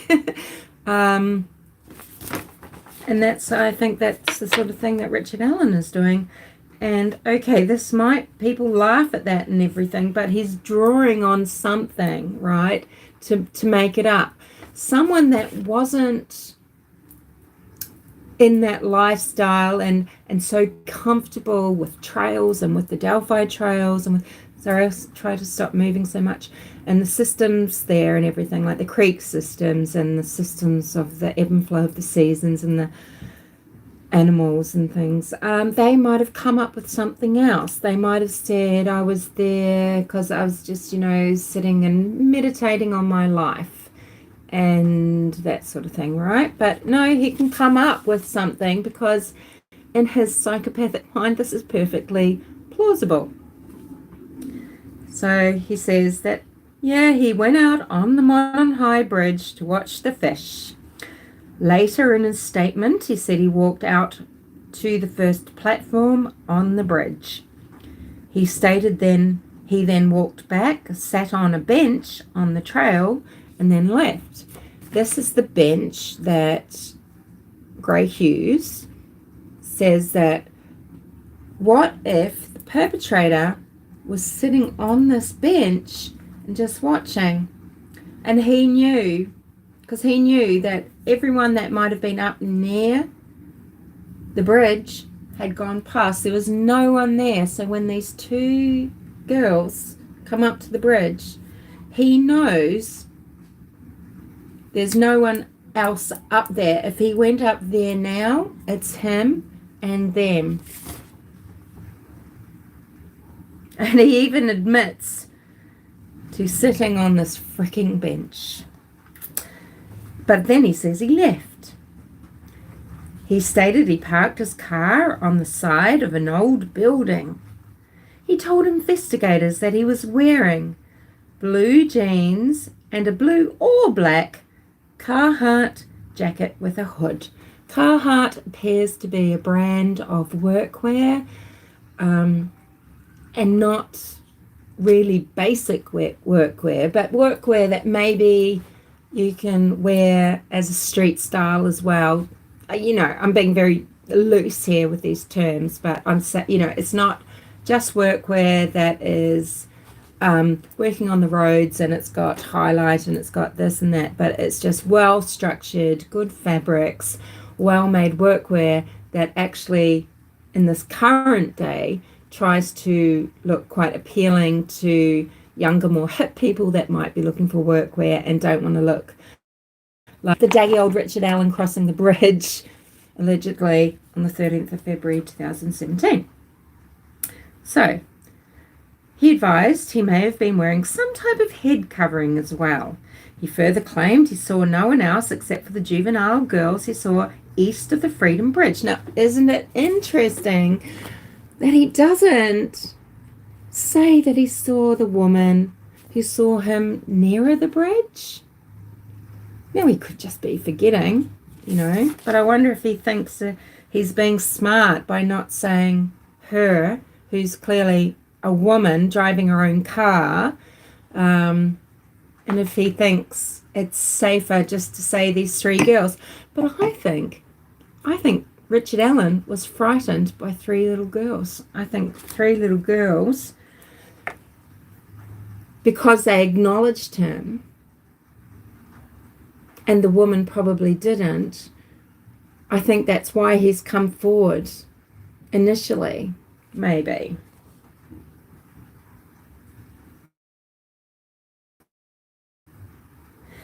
He further claimed he saw no one else except for the juvenile girls he saw east of the Freedom Bridge. He told investigators that he owns firearms and they are at his home. Richard M. Allen's wife, Kathy Allen, also spoke to investigators. She confirmed that Richard did have guns and knives at the residence. Guns and knives. She also stated that Richard still owns a blue Carhartt jacket. On October 13th, 2022, investigators executed a search warrant of Richard Allen's residence at 1967 North Whiteman Drive, Delphi County, Indiana. Among other items, officers located jackets, boots, knives, and firearms, including a Sig Sauer Model P226 .40 caliber pistol. This is the gun, the bullet that was found lying right between Abby and Libby. This is the gun that bullet is used in. With serial number U625627. Between October 14, 2022 and October 19th, 2022, the Indiana State Police Laboratory performed an analysis on Allen's Sig Sauer Model P226. The laboratory performed a physical examination and classification of the firearm, function test, barrel and overall length measurement, test firing, ammunition component characterization, microscopic comparison. This is what people are going to say, microscopic comparison. So that's subjective then, because you're just eyeballing it through a microscope. And an NIBIN. NIBIN. Okay. The laboratory determined the unspent round located within 2 feet of Libby's body had been cycled through Richard M. Allen's Sig Sauer Model P226. So the laboratory that has tested this gun, they are looking. They have put another bullet through his gun. They've cycled another bullet through his gun, and then they've compared that bullet to the one that they found, and the marks match. An identification opinion is reached when the evidence exhibits an agreement of class characteristics and a sufficient agreement of individual marks.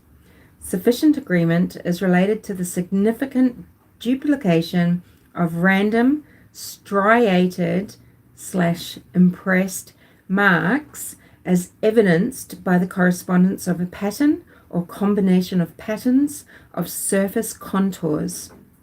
The interpretation of identification is subjective in nature and based on relative scientific research and the reporting examination's training and experience. But I can guarantee you that they could show us an image of that and an image of that, And we could say, well, look at that. Look at the distances between those marks.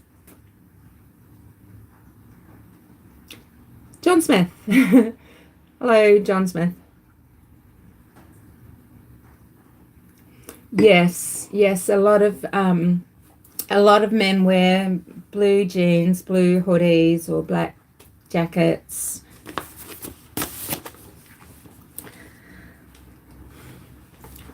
Investigators then ran the firearm and found that the firearm was purchased by Richard Allen in 2001.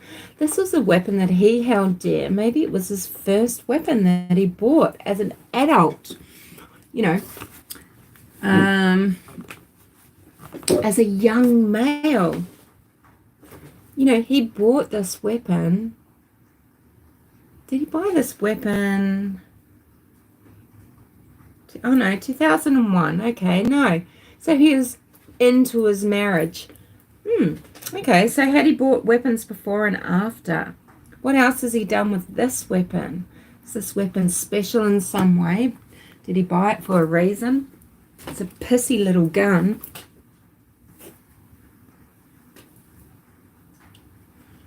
Yeah, I was trying to think, did he buy it when he got married? But I think it was after.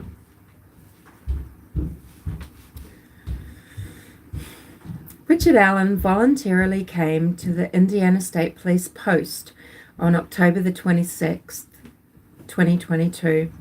He spoke with investigators and stated that he never allowed anyone to use or borrow the Sig Sauer Model P226 firearm. So investigators are trying to pin him down. You know, if he just said, yeah, sure, I've lent that out to heaps of mates, right? But he didn't. So, you know, they've narrowed it down again. They've got forensics, even if it's subjective opinion, it's a learned opinion. So this person, just like any other who appears in court to say that they are an expert in their field and are giving their expert opinion, they're going to say the bullet matches, and Richard Allen is saying, and no one else has ever had that gun. When asked about the unspent bullet, he did not have an explanation of why the bullet was found between the of Libby and Abby. He again admitted that he was on the trail, but denied knowing Abby or Libby and denied any involvement in their murders. Carroll County Sheriff's Department Detective Blank has been part of the investigation since it started in 2017. He has had an opportunity to review and examine evidence gathered in this investigation. Detective Blank, along with other investigators, believe the evidence gathered shows that Richard Allen is the male seen on the video from Libby's phone who forced the victims down the hill. Further, that the victims were forced down the hill by Richard Allen and led to the location where they were murdered. Through the statements and photographs of the juvenile females and the statement of Blank and Blank were at the southeast edge of the trail at 12:43 east of Freedom Bridge at 1:26 and walked across the former railway road overpass over Old State Road 25 after 1:26 p.m. and before 1:46 p.m. They walked the entirety of the trail and observed only one person, an adult male. Blank vehicle is seen on Hoosier Harvestor video at 1:46 p.m. and leaving at 2:14 p.m. and she stated she only saw one adult male. Blank and Blank described the male in similar manners, wearing similar clothing, leading investigators to believe all four saw the same male individual. Investigators believe the male observed by Blank and Blank is the same male depicted in the video from Libby's phone, due to the descriptions of the male by the four females matching the male in the video. Furthermore, Libby's video was taken at 2:13 p.m. and Blank saw only one male while she was on the trail from approximately 1:46 to 2:14 p.m. Investigators believe Richard Allen was the male seen by blank and blank and the male seen in Libby's video. Richard Allen told investigators he was on the trail from 1:30 to 3:30 p.m. that day. Video from Hoosier Harvest Store shows a video that matches the description of Richard Allen's vehicle passing at 1:27 p.m. toward the former CPS building. The clothing he told the investigators he was wearing matched the clothing of the male in Libby's video and the clothing descriptions provided by the witnesses. A vehicle matching the description of his 2016 Ford Focus is seen at or around 2:10, 2:14, and 2:28 p.m. at the former CPS building. Through his own admissions, Richard Allen walked the trails and eventually hiked to the Monon High Bridge and walked out onto the Monon High Bridge. A male subject matching Richard Allen's description was not seen on the trail after 2:13 p.m. Investigators identified other individuals on the trails or on Country Road 300 North between 2:30 and 4:11 p.m. None of those individuals saw a male subject matching the description of Richard Allen on the trail. Furthermore, Richard Allen stated that he only saw 3 girls on the trail, who investigators believed to be blankety blank blank. Investigators believe Richard Allen was not seen on the trail after 2:13 p.m. because he was in the woods with Libby and Abby. An unspent .40 caliber round between the bodies of Libby and Abby was forensically determined to have been cycled through Richard Allen's Sig Sauer Model P226. The Sig Sauer Model P226 was found at Richard Allen's residence, and he admitted to owning it. Investigators were able to determine that he had owned it since 2001. Richard Allen stated he had not been on that property where he found, that he did not know the property owner, and that he had no explanation as to why a round cycled through his firearm would be at that location. Furthermore, he stated that he never allowed anyone to use or borrow the Sig Sauer Model P226. Investigators believe that after the victims were murdered, Richard Allen returned to his vehicle by walking down Country Road 300 North. Investigators believe he was seen by blank walking back to his vehicle on CR 300 North with clothes that were muddy and bloody. Blank, along with investigators, believe the statements made by the witnesses because the statements corroborate the timeline of the death. The 2 victims, I wonder if that means the detective that they're not naming, along with, well, who is that blank? Big long blank, along with investigators, believe the statements made by the witnesses because the statements corroborate the timeline of the death. The 2 victims, that's how it says, that's how it's written, the timeline, as well as coincide with the admissions made by Richard Allen. Further, the accounts relayed by blank and blank are similar in nature, and timestamps on photographs taken by blank correspond to the times the juvenile females said they were on the trail and saw male individual. That's, yeah.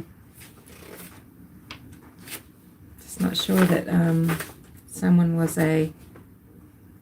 And that's page 7 of 8. And people like Just K say that, well, page 8 is just the signatures and things.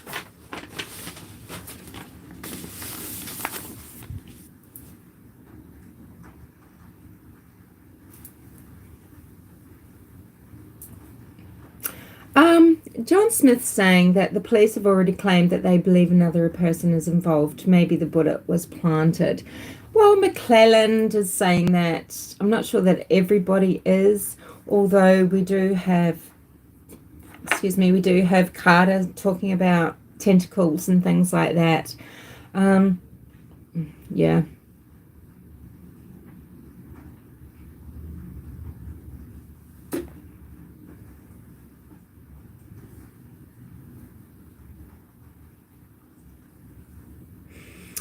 So, but John Smith, so who do you think then? Like, who's framing Ellen? Did they just get lucky and manage to frame a person that was at the bridge and admitting it? And so they somehow got hold of his gun?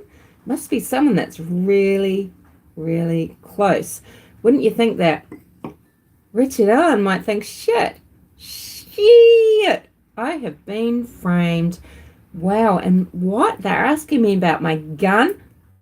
Oh, that person they were in my shed the other day when we were having our barbecue or whatever. Did he take it? Right? He'd be protesting greatly. He would be protesting greatly. He's not. He would be like, holy shit, man, no, oh my God, no, I'm being framed. I don't know, someone's taken my bullet. I mean, I don't know, I can barely use that gun. It could have been taken and returned. I mean, I haven't seen it for years. I don't keep an eye on it. I don't use it. It's one that I bought 20 years ago. I've got heaps of guns. Look, you can see I'm using this one now at the gun range with Kathy. Ask her. So anybody, there's heaps of people if they, could have come and taken my gun, right? He doesn't protest it, John. You know what I mean?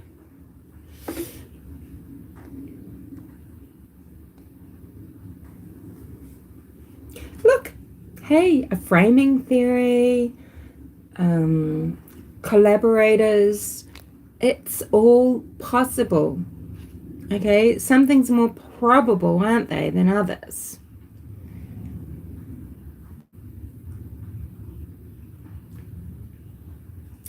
John Smith says Rick Allen doesn't have to explain how the bullet got there. It's up to the prosecution to prove.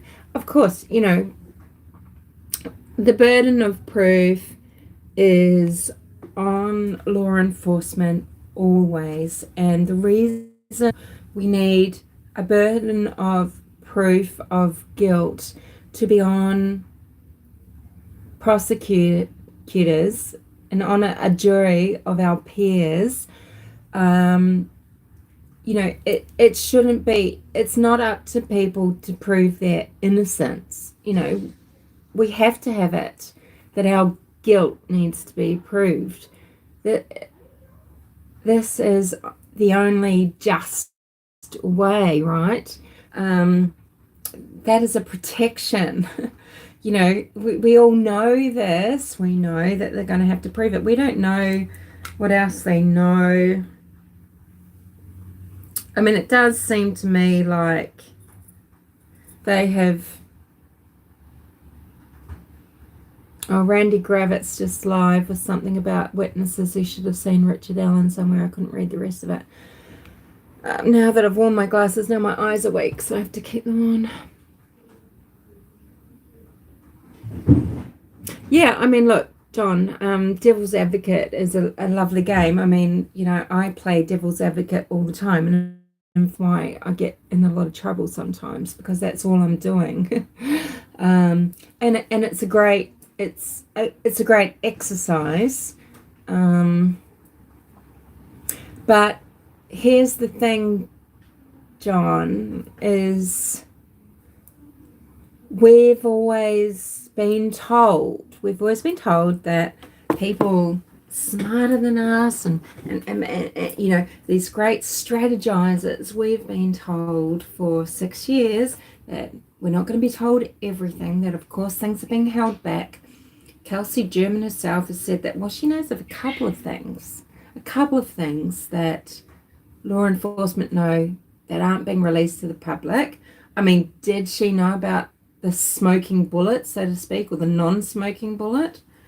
Or were they simply told about 2 sets of witnesses, to seeing a gentleman that matches the bridge guy that places someone there at, around this time frame?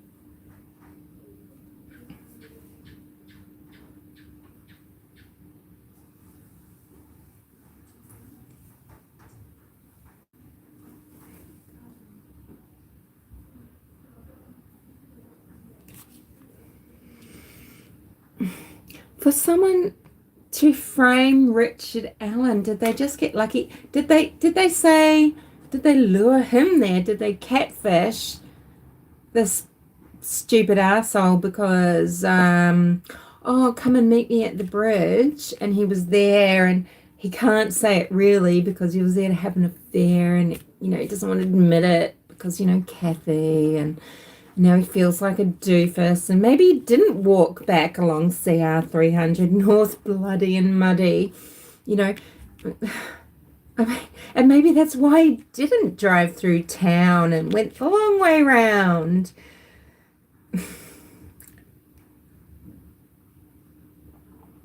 To park at the building. I mean, and so wow, what a long term, how did they choose him? Why? And so they got him to be there, and the stupid doofus has admitted it. And the timing's perfect. Yet no one else was seen there. Oh, okay, because it was Ron Logan. Well, they've come down from Ron Logan's, or they've come along the private drive. Right? What is it? So these other witnesses are stating categorically that in a very specific, pertinent time frame, they have not seen another person there.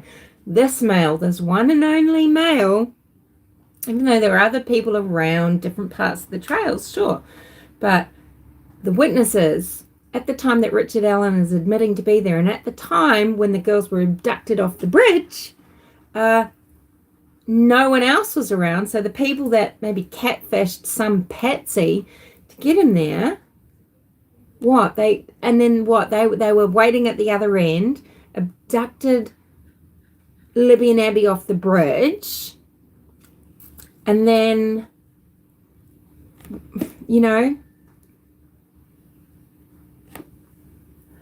yeah, so Francesca says they have to prove the felony, not the murder. And Richard Allen is charged with felony murder, and the statute or whatever it is, what's the term? So what it is he's charged because they think that they can prove as much as Richard Allen was at the bridge. Richard Allen is bridge guy. Bridge guy abducted the girls. After the girls were abducted, they were murdered. So they only have to prove to a jury of peers to beyond a reasonable doubt that maybe Richard Allen was bridge guy, because then simply by saying down the hill, he's now able to be charged with felony murder, because whatever happened, even if he went home, that led to the girls being murdered. So I think it's quite a clever charge. And guess what? No, well, actually, you tell me. I think that, guess what? Further charges can come. There might be more charges down the line. Thank you all again, by the way, for being here. John says Doug Carter has said it's very complicated. 3 unusual signs. Well, you're misquoting, John. And you've got quotes from 3 separate players in that statement. And yes, Doug Carter. So what hasn't Doug Carter said sometimes, don't you think? Doug Carter has been very emotional. Doug Carter has said things like, there's a movie and also a book that talks about good and evil and all of this, right? And Doug Carter has been very expressive and emotional, except when making his statement about an arrest, because finally, for the first fucking time, this poor man had something to say that he could be proud of and sure of. And the rest of it, he's making a speech and he's trying to just say something and present something when he's got nada.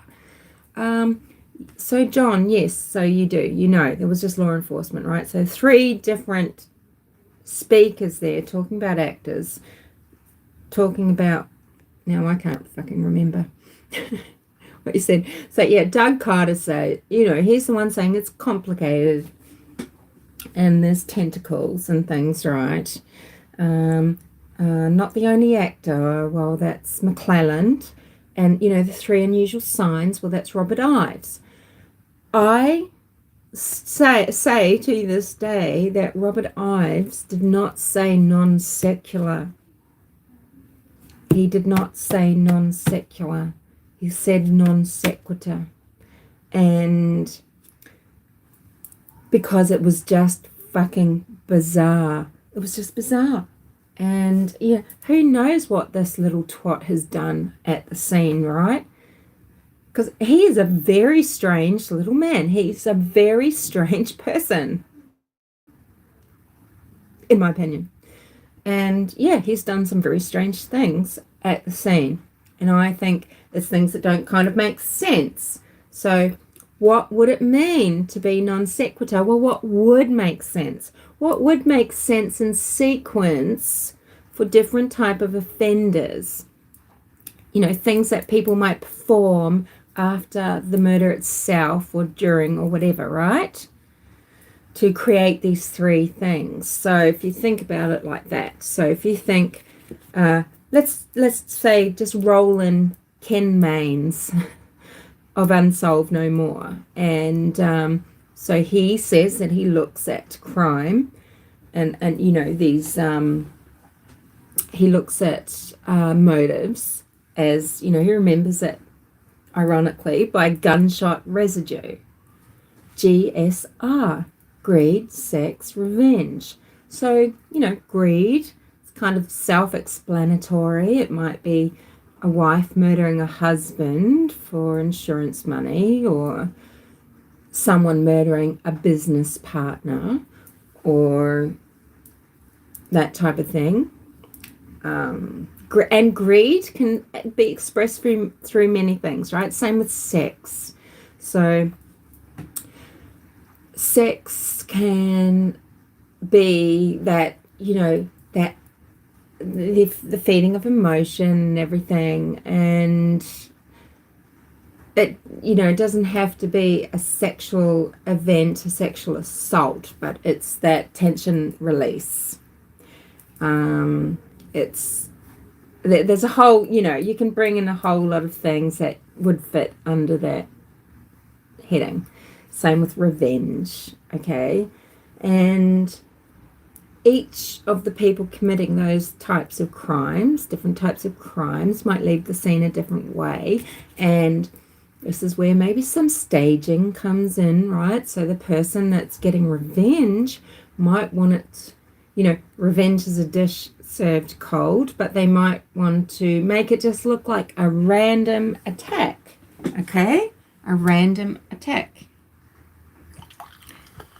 Excuse me while I get some rosé. But if we go, say, to, and revenge can still be, there can be multiple outcomes for someone who committed for revenge. They still might gain monetarily, but really maybe they want to just get someone back for screwing them over emotionally or whatever. But so if we look at staging and what might occur in sequence and be something that investigators can view and work with, because it makes sense, is, okay, so someone's trying to look like there's a robbery and that somebody was disturbed by a robber, by a burglar, and there was an altercation and they were killed. So they might push a few things over, they might break a mirror, whatever, right? But, they forget to do things. They forget to unlock a door. They don't, nothing of value is taken, or maybe it's found dropped, as someone's jumped over a fence, right? So it's staged, and that's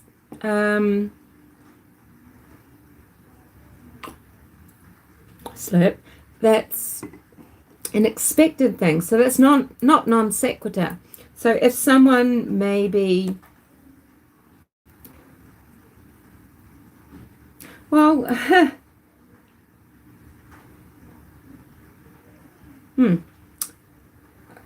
let me just think of that for later.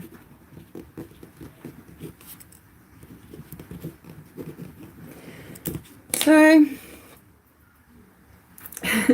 or or if it's, yeah, so if it's for greed, and they're just trying to cover their crime, and they're things look normal in staging or whatever, or things that they'd know that were wrong and that sort of thing, right?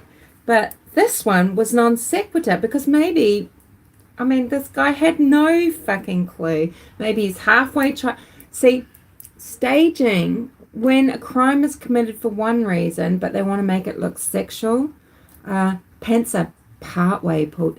Something's shoved up, but,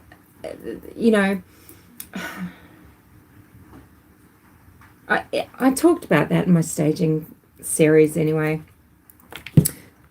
Shouldn't really divert when I'm not sure what I'm saying. Joman says, I heard a very gross description of what happened to the girls, but I wish I had not. Well, I think I can know what you're talking about. And wonder if it has been officially confirmed what happened to them, i.e. the cause of death. Joman, there is no official cause of death. All we can do is piece together things from the Ron Logan search warrant. So we can guess a bloody scene. Well, what causes blood? Well, actually, blunt force trauma can cause a massive loss of blood. Bullets can cause a loss of blood. We know there's a gun there. We've actually known that for a long time. And it doesn't matter if no one thinks they heard it. Okay? Particularly if no one was really in that close vicinity quite at the time. A knife. But I think what you're referring to might be things that, I don't want to say originated, but they were propagated on Robert Lindsay's blog. And he likes to say, so, there's things like, decapitated within an inch of their life, which comes from, actually, I think, I won't say the name, but another text. But, things, yes, I know what you're saying about the invasion of their bodies or libbies with sticks and things like that, and the way they were posed. And yeah, this could be an impotent man staging some sort of sexual crime or finishing with something, somehow just degrading these people in a way that he wasn't, I don't want to, I've got to be very, very cautious. But actually, no, we don't have any official cause of death, the way they were, etc. There are things we do know. Scarves on necks at funeral services. Strangled, sure. Maybe there's blood and there's a death like that, but it seems to tell us maybe throats were cut or gunshots into the throat. Why wouldn't it be into the head? Sorry, let's try and get on track.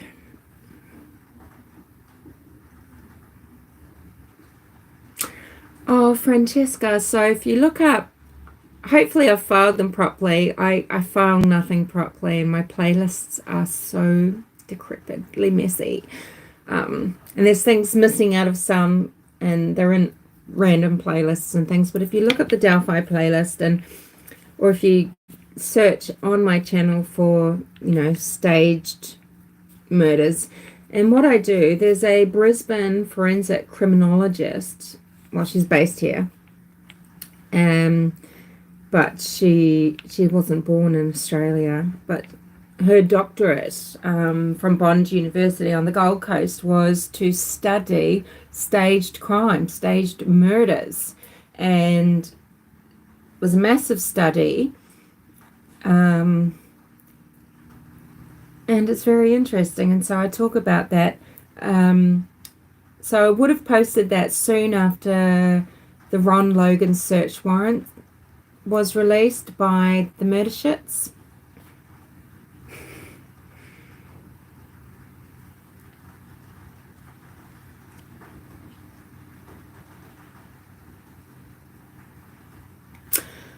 So Francesca, staging and posing. Well, posed and staged are different. Okay, so posing, yeah, denotes something really different to a staged scene. And the girls were moved and posed, and they could have been moved as in just rolled over, you know. Maybe the perpetrator. See, I don't want people to think I'm callous and gross when I say these things, but I can say them easily, but, it doesn't mean they don't mean anything. But, if someone's slit someone's throat, maybe even from behind, and down they go, there's a lot of blood on the scene. To move them, it could be simple as rolling them over, wanting to maybe see them, right? Maybe we should have another video about that sort of thing.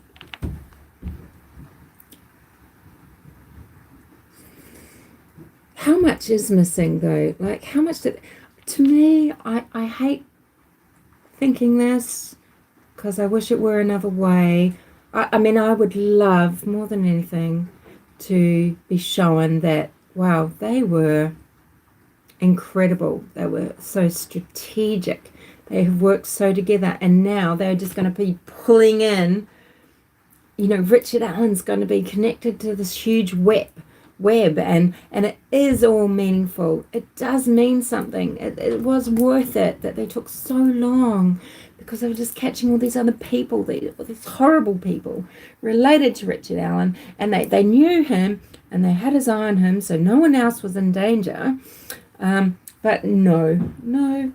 What do I feel with what I know? I think that out of the blue, either someone said, can you let me go and look?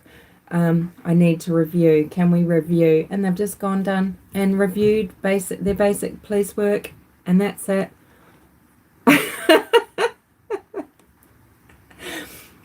That is right, Joman. Yeah, don't expect the unexpected. I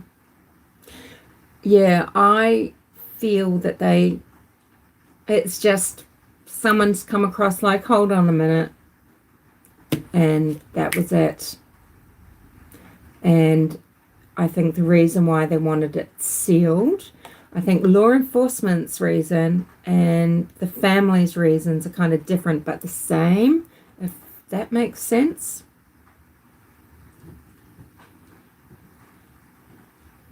I think law enforcement didn't want this document unsealed because it shows what they had for how long.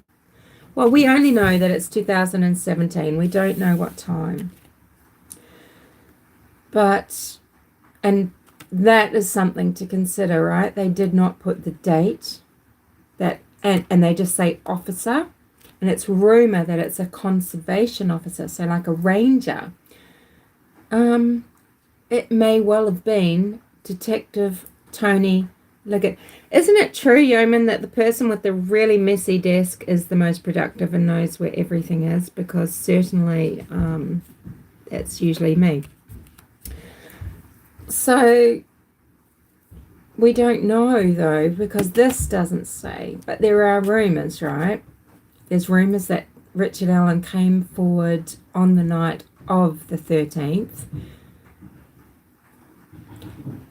And we can only speculate as to who this officer was. Officer is so broad. It could mean a conservation officer. It could mean an officer of the sheriff's department. I mean, who else might they be coming forward to at that exact time? It could only be a sheriff, right? And how would they know to come forward to a ranger? So I think that's something that I think we should be very cautious about and mindful of and prudent with, the things that we say. Are you okay? Just mind me for a minute. Are you okay, little one? You having a drink? Oh, good. Oh, hello. What you call it, dear? Little dear? Love you. Love you. Good boy.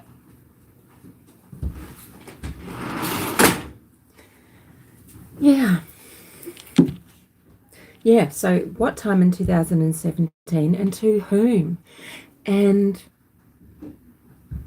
why the fuck didn't that person ensure that very crucial information was in front of the right people with power, maybe more than this little person had? I don't know. I mean, they have failed. They've failed. They should be audited. That whole investigation should be audited. Delphi should be pissed. Carroll County should be pissed. They are a poor county. They're 20,000, if that. So they're not a hugely populated county. It's a county of great beauty, but they suffer from being in an area where there are a lot of snowbirds, where there's a lot of failing industry, but some people are flourishing. There are people that manage to own a lot of properties and, run businesses and things like that. But there is also Struggle Street, and there's the strugglers, there's the big drug problem, there's the historical society that are trying to keep the town alive and make it a place that's worthy of, just they want to honor history and honor the legacy of their forefathers and mothers. They want people to come to their county. They want to have everything preserved, the heritage of the town. The trails are a really important. It's why the town exists in the first place, is that rail. You think there's just a rail line that was built like starting nowhere and ending nowhere for no reason? No, it had a purpose. And the creek had a purpose. It's all there for a reason, and it should be preserved. And so you've got all these different groups there, and they can't even afford their own 911 service. They've got volunteer firefighting services. So they're struggling. And how much money? Carter himself, I think a lot of Carter's passion, and I think this is a man that understands that maybe the people of Delphi are being fucked over. They are paying through the nose for something that should have ended. I mean, we don't know. Maybe this is even why Robert Ives resigned. He didn't want to be part of this substandard system. And okay, people are fallible, but we are told that the greatest minds, the most resources that this county has ever seen, that Indiana has ever seen, are going into this investigation. And they had someone come forward, tell them they're on the trails, they match up to witness statements, they match up with a timeline, and nothing was done. I mean, so this is, I think the families must feel furious, they must feel sick, they must be working out together how, they must be talking to each other going, fuck, man, how do we go now? And maybe this is what Doug Carter is talking about when he's going, you guys, you've always walked that line. I think he's very aware of this line that they've had to walk. They have had to stick by law enforcement because they're over a barrel, because these are the people that are investigating, that are going to bring justice, that they can't get on the bad side, because they need to keep communicating, they need to keep pushing. But I would like to know what has been done. In the same way that there has been an inquiry into, say, William Tyrrell's disappearance, there needs to be an inquiry into the Delphi murders investigation. These agencies should be audited. The investigation should be audited. There needs to be some accountability, okay? Am I starting to make no sense? John says the defense, the district attorney, teaming will ask at the trial, who is the second sketch? Right? John, why did they even deign to introduce sketches at all? They had video, they had audio. Just fucking release it. Maybe Kathy Allen would have come forward, and then maybe they would have said, thank you so much, Kathy Allen. Your husband did actually come to us. But this is curious that you think he's in the video, not just on the bridge, not just at the trials, but you think that he also might be in the video. Could we come to talk to you? They could have had this wrapped up. They should have released that on the 22nd of February. They should have released that audio, the 4 words. They have gaslit the world. They have gaslit everybody, the families, the citizens of Delphi who trusted them, who have been walking around their community wondering,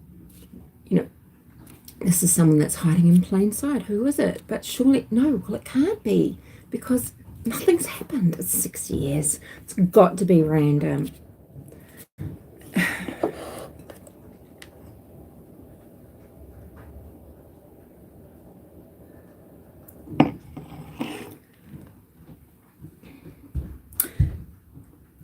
Do you think, so Bright TP said, right, if you think about serial killers and the possibility that, okay, so maybe Richard Allen could have, okay, so allegedly, if he's Bridge Guy and if he killed Abby and Libby, he might have killed before. At least if he hasn't killed before, he's probably done something quite horrendous. You know how we had the chappie that was jumping out at people on trails with an axe or a tomahawk, whatever. Now, I don't think that was Pearson. Who was that again? Eldridge or... Oh, my God. See, now I go blank. Who was the guy from Colorado? But, maybe Richard Allen is that person as well, right? Who has in his history, I mean, he's definitely had times away from his family, away from his wife, where he's working and living somewhere else and then seeing them sporadically. He's had a lot of freedom in that regard. He could have been stalking people. He could have assaulted people. He could have just, invaded them by looking at their images and that sort of thing, right? But he could have murdered before. He was 44. That actually is on average late for a murderer to start.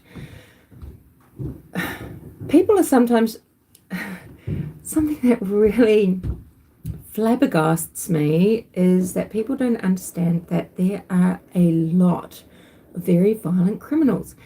I don't want to get off Delphi now because this is specifically a discussion for Abby and Libby. But with the case of Zaina and Ethan and Maddie and Kaylee at Idaho University, I've seen a lot of commentary from commenters mainly, not from people uploading videos. For some reason they don't think someone can be young, could be 17 or 18 or 23, and commit an exceptionally violent crime, and they're just not educated. They're just not educated in how many people are in American prisons who are incarcerated for extremely violent crimes, for murder, and they are 12, 13, 14, 15 years old when they commit these murders. And we need to accept that, yes, we've got the teenager on teenager violent crime. And I've even thought of that because of,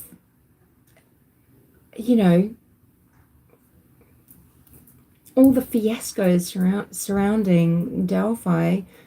Your mind does start going to all the different scenarios. You want to explore everything, trying not to harm people or blame people. But, I have definitely considered that Abby and Libby could have been murdered by other teenagers. That has passed my mind. I know it's actually possible, but I've spoken about why I thought it was one of the least likely things.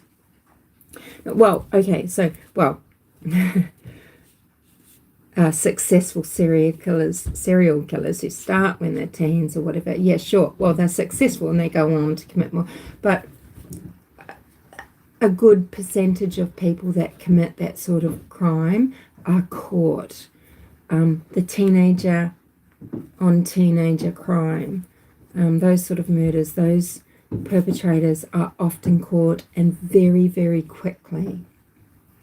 And if you do your own research, because we know it's really only because I'm technologically challenged that I don't sit here and go, look, I'll show you, and I'll show you, and I would do more of that. But most of the time I'm just saying, you look at the fuck up yourself, because that's what I do.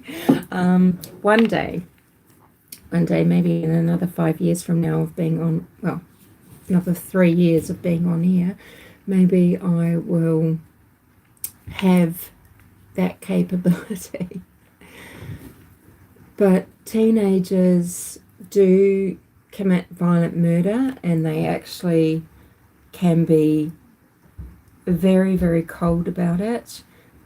They commit those scream type murders. They fantasize about the fright that they give someone.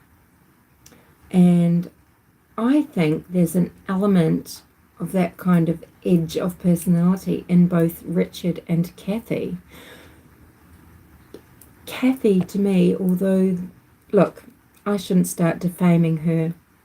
This is just a casual chat for entertainment purposes, and I'm expressing an opinion.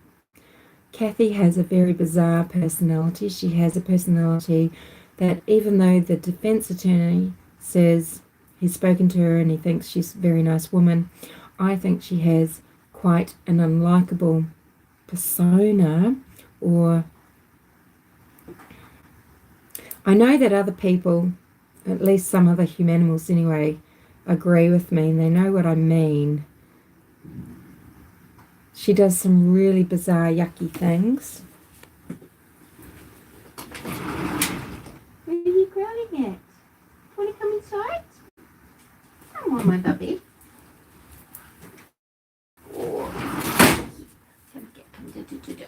Oh, 1, 2, 3.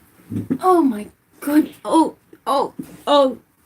he's ginormous. It's like having a walrus. He's too big for my lap. But anyway, Um, there's this type of personality that I really don't like, and it's the, when she's sneaking up on her husband, Richard, and he's in the car. You're too big, aren't you, on my lap? And he can't do it. Oh, you go. Oh, okay, go away. There you go. My dog hates it when, yes, it's seeding. He hates it when I sit here and talk to myself. He wants to go because he thinks you are fucking psychotic. He doesn't know, of course, that you're here. He is gorgeous. And, so, yeah, sure, it's just, that edginess that people have. They get this kind of sadistic pleasure out of making people uncomfortable. And, it's funny because people say maybe that, they're funny, they're playful. It's not like people can't think of ways to disarm people and make things around, unsure for them and everything. It's just that maybe people don't want to. I personally prefer other forms of wit. I can be sarcastic. It's not that I believe that sarcasm is the lowest form of wit, but I think sarcasm, it's entertaining, it can be quite flirty, but it can also be rather boring.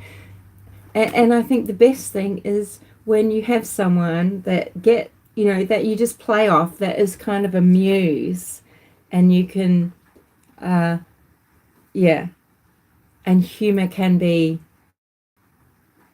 frivolous but also very clever, and that's very hard to come across.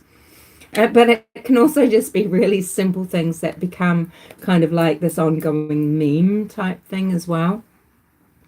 But as far as that kind of, I'm going to sneak up on him and make him, that is poking something with a stick. That has been so disrespectful. And it's kind of weird. And it's part of what drove me to make my codependent video. And was she always like that? What gives her the guts or the desire to do that, say, to her husband, knowing that, well, in a normal situation, a husband might find that really fucking annoying and that might aggravate your relationship. But she's happily doing it, and she's been married for 30 years. So what's gone on in this 30 years? And how did they get to that point? They get to that point where they're needling each other, or this is just what goes on and it's all normal. There's something very dysfunctional about that. I'm sorry, but it's not the way to treat someone. Now, sure, maybe it's a passive aggressive thing because she knows he's up to no good, because he probably fucking was, right? For all we know, he was accessing Anthony Shott's catfish account. No, right, Alex? I wouldn't like a partner to do that to me. There's nothing I hate more. You want to feel safe and have trust. It doesn't mean you can't be playful, but I just fucking hate that type of persona and personality. I think it's so unappealing, so unattractive, so base. It's a really base. It comes from a place of fear. It comes from a place of insecurity, right? I don't know. I don't like it. I've never liked it. And, and see, because you can be very smart and you can be extremely stupid like me. And, yeah. And those people, I think we don't like it. His dancing weren't... No, well, she wanted him to dance. And the weird thing about the dancing, John, is he hops around on that left leg. And, we've got that replayed bridge thing. So, I mean, whilst I'm saying that in the majority of cases, it's only in hindsight that things fall into place for a partner of a violent. Better to now believe that Kathy knew nothing. She's completely blindsided, or at least she's been deceived, and this is very hard on her. But there are things that make me think that she possibly, could have made this all go away a long time ago and didn't. And I think everybody is very lucky if Richard Allen has been forced into a dormant phase that has lasted longer than most dormant phases would last. We know that people, even Dharma, apparently had 9 years of a dormant phase. Why? Sometimes serial killers are dormant because they're dead, or they are incarcerated, or, sometimes there are reasons why they have these hiatuses, and the investigation itself and all the attention and everything might just have forced Richard to not commit another similar crime. Maybe, though, he was already scoping out some other victims. Maybe, even though he wasn't committing offences in the physical sense, maybe he still was continuing behaviour of gathering. Okay, because when I say Richard Allen is, sorry, just hold on. Hello, darling. Are you okay? Yeah. Sound.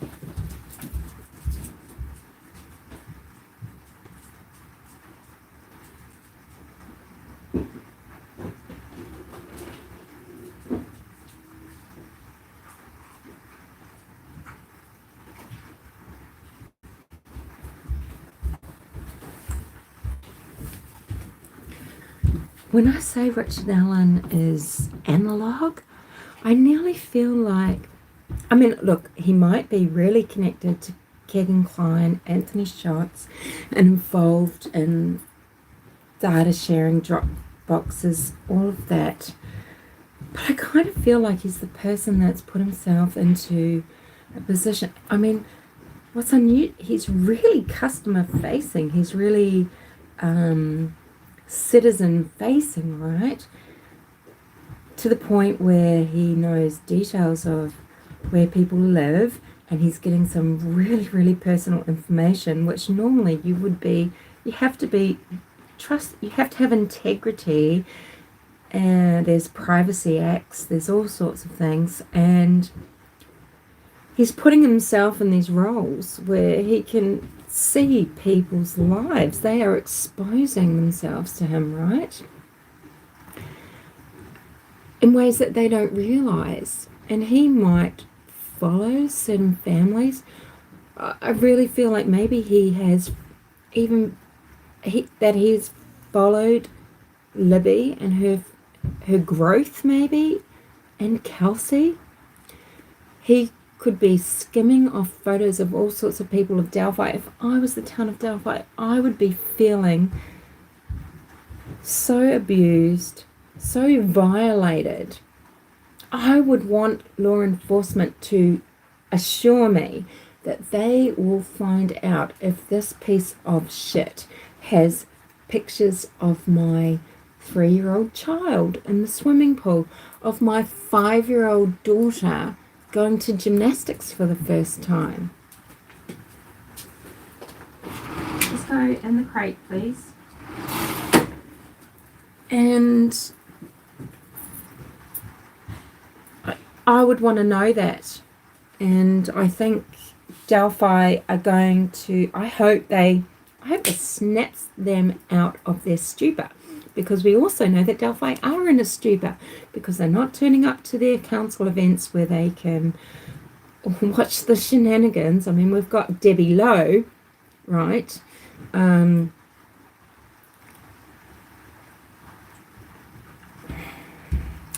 So did Richard Allen start focusing on someone else? I don't know. What do you guys think? Do you have an opinion on that?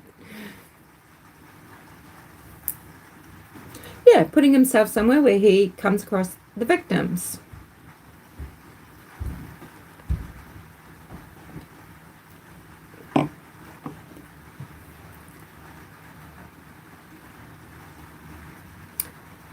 Bright says, I fell for that base for 19 years. I thought I was in heaven, but was in hell. So you were with someone that you just weren't having a real relationship with.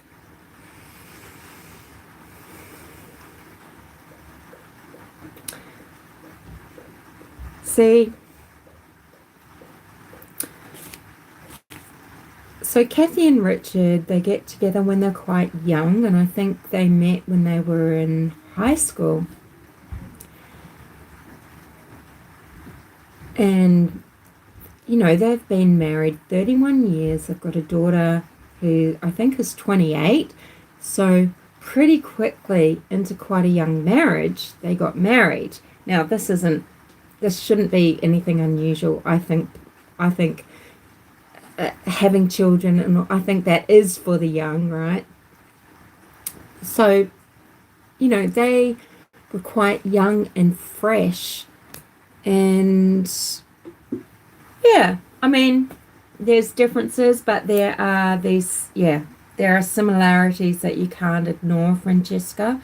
And what's interesting is at the time of the murders, just before that, this is when B, let's say, was asserting her womanhood, her individuality. She's doing the natural thing of separating from her nuclear family, meeting someone who is going to be someone she will listen to more than her father now, who her loyalty goes to, maybe, to her partner. And then just after and so she's getting engaged and getting married around this time. Yeah, maybe, I don't, there's a lot of psychological stuff that we can think about like that, but, it's quite disturbing seeing B in the tie-dye t-shirt, for example, but you need to be able to put that into perspective, I guess, and imagine, well, how many people in town are wearing these t-shirts, and would it have been weird if they didn't? And maybe Mrs. Allen bought the shirt. Maybe B bought the shirt for herself, right? But it's quite possible that Richard brought the shirt.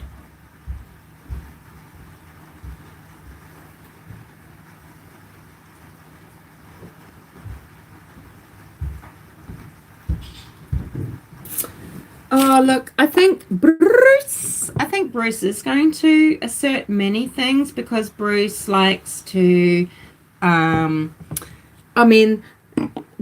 there's not an orifice or an avenue that Bruce of Mindshock doesn't explore. Wouldn't you like to put Bruce through the same pitch machine that Greg Hughes used on Julie Melvin to expose her after I really exposed her? But he did it in tangible form. Wouldn't you like to just run his voice through a pitch machine and see what he really sounds like? But anyway, look, yes. Now, 100%. I feel like the Paddies, they might have, but I think that the reason why he feels like he can justify going down that angle for the sake of 1,900 million hours of fodder, he's very prolific. because he's always piecing things together all the time to make these multi-plays and things like that, right? There's always something going on. He's always live. He's always running replays of things and that sort of thing. And he just plavers on. I mean, the one thing I am proud of is that I basically got Bruce to get rid of that fake sidekick. What Bruce was doing when he had, was it Manuel or whomever, the person that, the character that would interject during the shows and act like a real doofus so that Bruce could shove something down your throat. That was a construct. Manuel was a construct. He was representing the lowest common denominator. He was representing the people in society that he thought were listening to his show, and that were just fucking stupid, and he was using it as a tool so he could say, well, you're so fucking stupid, I'm going to have this person here asking me these stupid questions so that I can, and it just, it adds 2 hours to his 5-hour show. Right, so I called him out on that, and low, sayonara, whomever that was.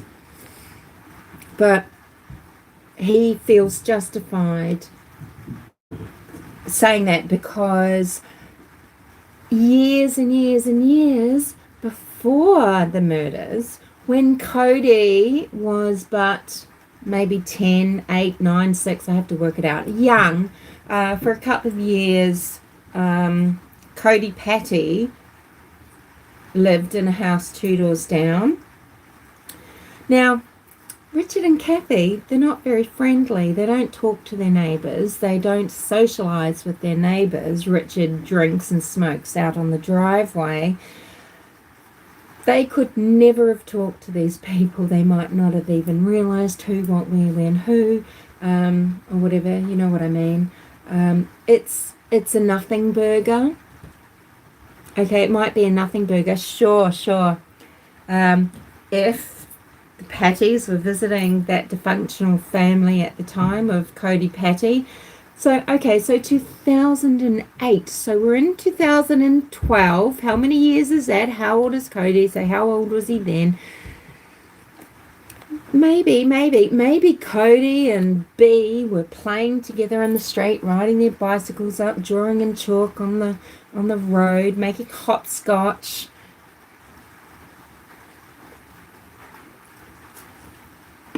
Stealing Richard's cigarettes, and who knows. It doesn't mean that Mike and Becky knew Richard Allen, right?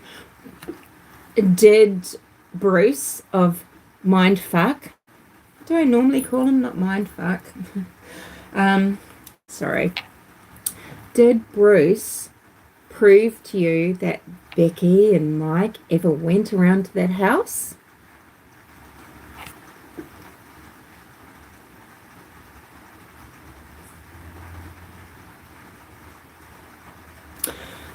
Do I ever struggle to define reality from imagination?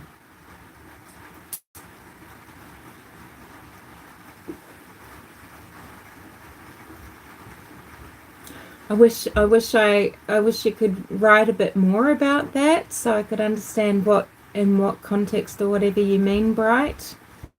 Do I ever struggle to define or differentiate? Do you mean reality from imagination, or do you mean reality from reality versus imagination? I think a lot of people on YouTube have a huge problem with that. They can't differentiate. When it comes to observation and analysis, no, I don't think I do have a big problem differentiating reality from imagination. Sometimes I have problems differentiating reality from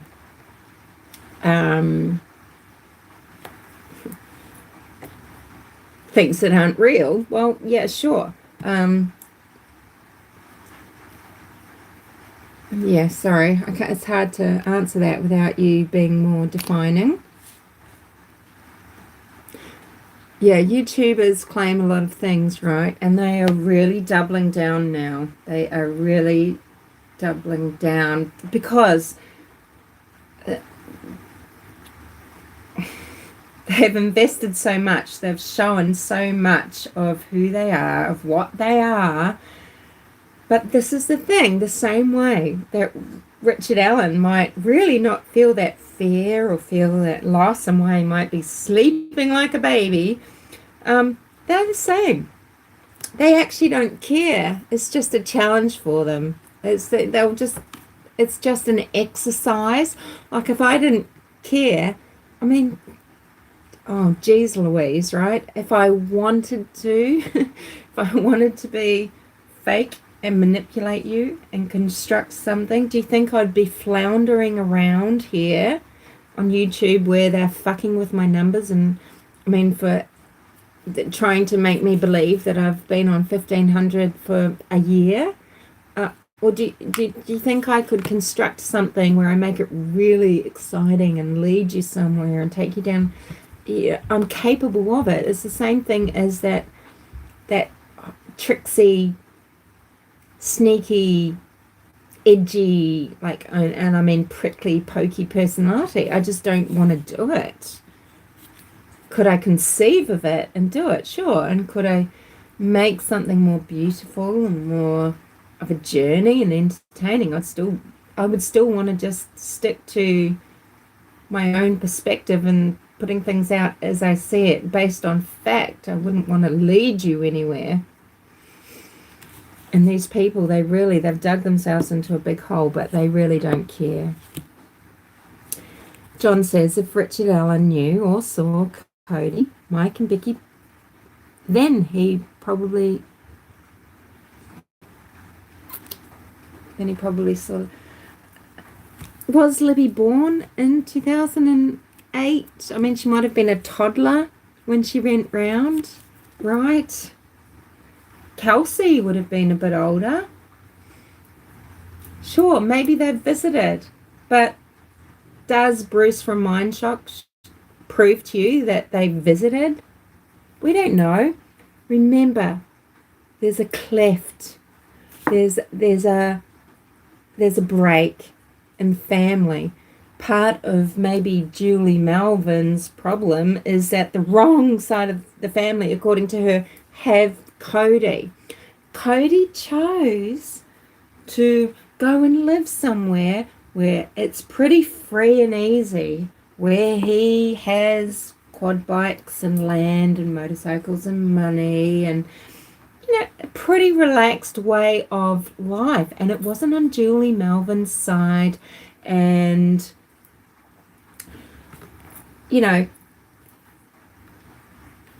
yes, sorry, because it just feels like, you forget that the 5 years that they've been passed, because she'd be 19 now, yeah, so, yeah, wow, so she would have been, 5 years old, and Libby 5 years old, Kelsey maybe 7 or 8 years old, sure, right, but there was dysfunction in the families. The sides of the families weren't talking, and then, well, Mike and Becky Patty step in because his family was failing. So I don't know, were they even allowed round there? Were they welcome there? We don't know. Did Bruce show you that they were visiting 1969 or whatever the number is of the address? The neighbor of the neighbor, the neighbor of the neighbor of the beast.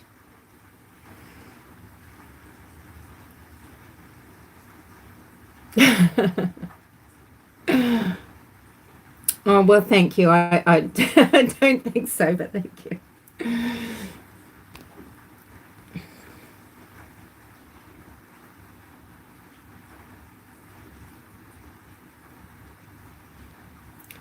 Sorry, I know I've missed so much, and I never get to go back and really watch this either, because I wouldn't go back and watch myself, but so I don't see what's in the chat. But I think I do pretty well to try and read all of it because we are a nice little community here, and it's not like there is. I mean, we're in the double figures, okay? We're in the double figures. Watches, anyway.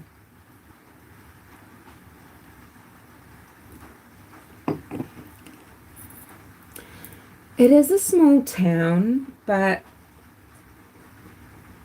it's superficial, and it's a little bit tricksy how it appears that, oh, well, they had to know. It is possible to be in a town of 3,000 and not know everybody, right? And you can have some really surprising random connections and people that you would, oh, they have to be enmeshed. They don't even know. It's very random.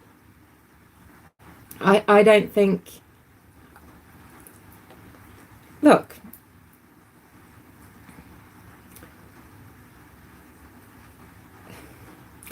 I can understand people thinking, oh, well, CVS, it's a really major hub. They supply so much to this little town. Everyone goes in there at some point. It would be possible for someone to go into CVS every week and never be served by Richard. It's just that way. And it might seem unbelievable, but you have to accept it. Or to be served by him and not realize. And can you imagine there are a lot of people that are in the hindsight. Hindsight is 2020, or is it 50-50? No, it's 2020. I mean, this has shaken people. This has shaken them to the core. This is, even the family, you can clearly see they're embarrassed maybe because they have said in the past they're walking down the street, they're having interaction with someone, they're buying the paper or whatever, they're getting some milk, they're pumping gas, they're doing that. And and Becky has said in the past, I'm looking at everybody like that. Well, how does she feel? Because she didn't look at Richard Allen like that. Well, she may not have come across him. Tara did. I'm not going to say either way. I think it's a bit 50-50. I think they may have had interactions with them and even been acquainted and have not really realized, and now later they'll be like having these awful moments and blaming themselves when they think, I should have fucking known. They will feel like fools, and it's extremely unfair because you're putting the blame on the family to solve that crime. Just by seeing someone in the street or interacting, it's law enforcement. Oh, we are told the biggest, most expensive, most bodacious criminal investigation that has ever gone on before or in the future, we're told by Doug Carter, to ever happen.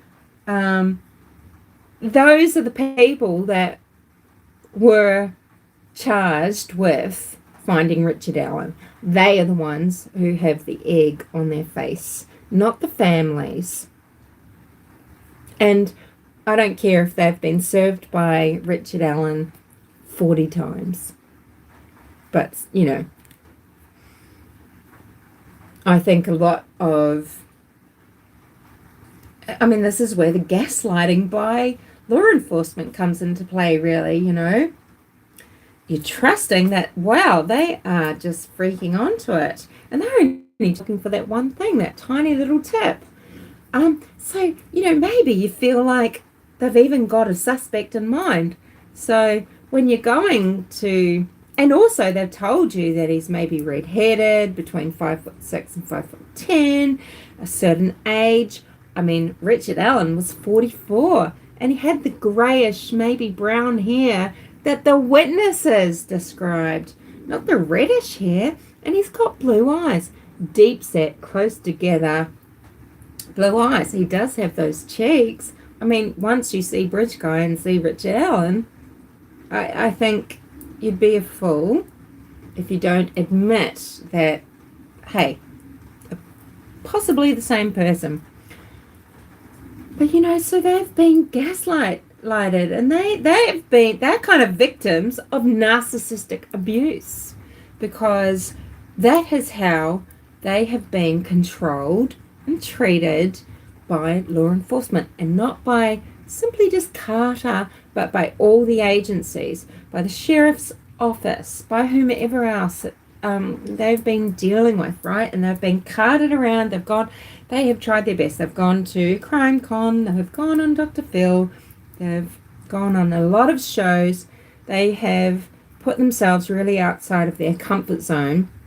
They have put themselves under a microscope, well, most of them, even though they know that felonies are going to be exposed, dealings and everything, and and questionable parenting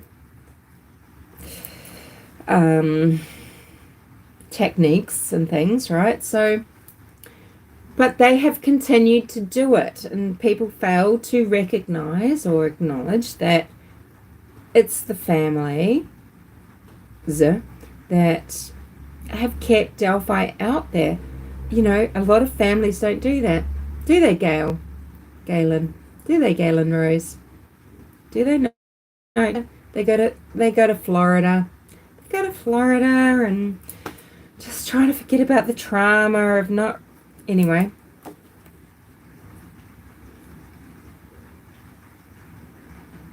And there's people that come and go from all around the county. So people in Delphi, depending on your culture, your tradition, your status, your job, don't come for me. And just your connections and, just the circles you're traveling in. You might know a lot of people from Flora, from Lafayette. Your friends might be from somewhere else, a little town down the road that you grew up in, and now you live closer to Delphi, right? You might prefer to shop in bigger centres, and you don't. There's 1,000 explanations, not knowing three. I have lived in a town of 500 people. 500, right? You do not know everybody, but yes, talk to enough people, which is what the plods should have been doing, the gumshoes. Talk to enough people and you connect to connect to connect.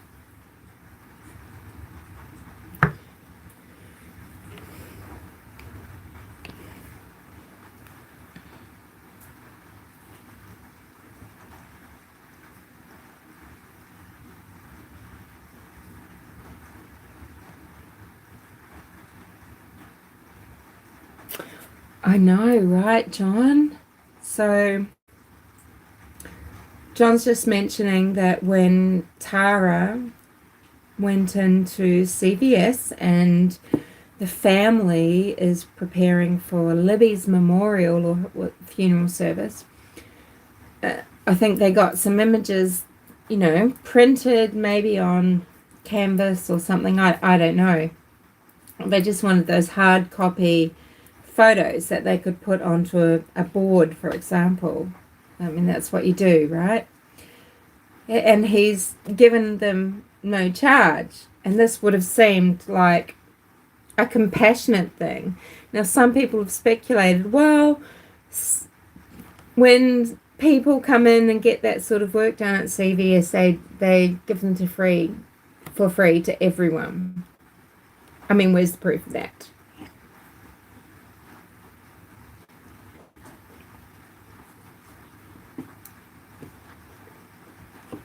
And you might know gossip and things by name, and you're just in your own world, your own circle. I'm just so sick of these manipulators and people that just spout all this bullshit ideology and just made up tripe talking about communities and, you got to look at what are people getting out of it. It's self-serving generally, right? They're doing it for a reason. They're doing it because they want people to clutch at their pearls and to not engage. They want to keep your mind busy.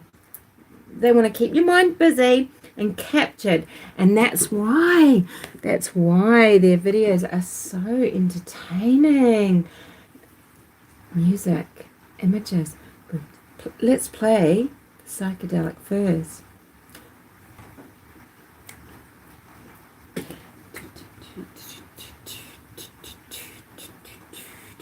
Let's get some hypnotic music. Oh, listen to that beat. Yep. Image. Text. Image. Right? Hours and hours of work going in. They're not sitting there talking through things with you. They are they're putting you to sleep. You think you're awake. They put you to sleep. Oh, there's my little moddy waddy. Oh, look. Joman might get upset if I don't mod him. There's Betsy B. It's 5 a.m. there. I know.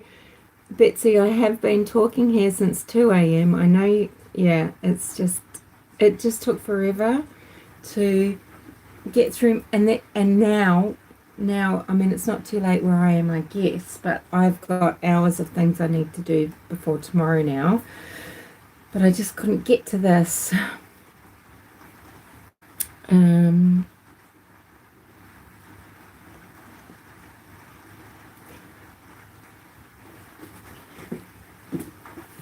So do you know what I'm saying? So that they feel like they want you to make these kind of disjointed connections. They're telling you what's connecting and stopping you from really analyzing and seeing that it doesn't. And it's very convincing. Why? Because you're entertained and you're lulled, you're interested, and they and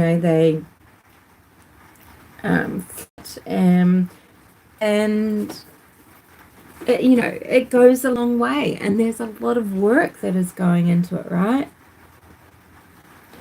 What?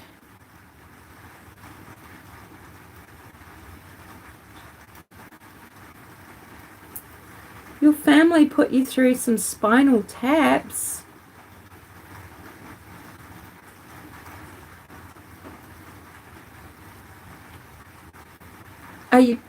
Are you saying that you're a paraplegic or a quadriplegic? Right?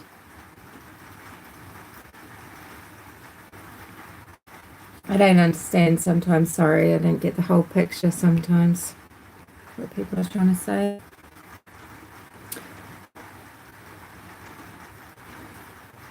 But Betsy, when you just play it on 2.0, by the way, of course, I always play everything on 2.0.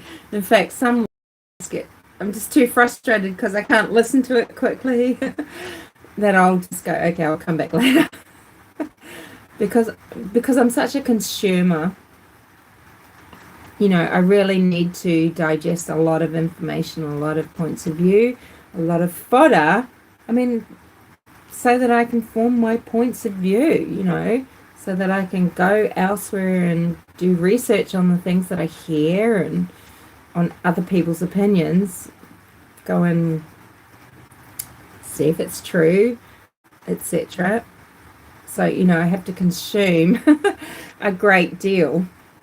Well, I feel like I do. Well, I want to anyway.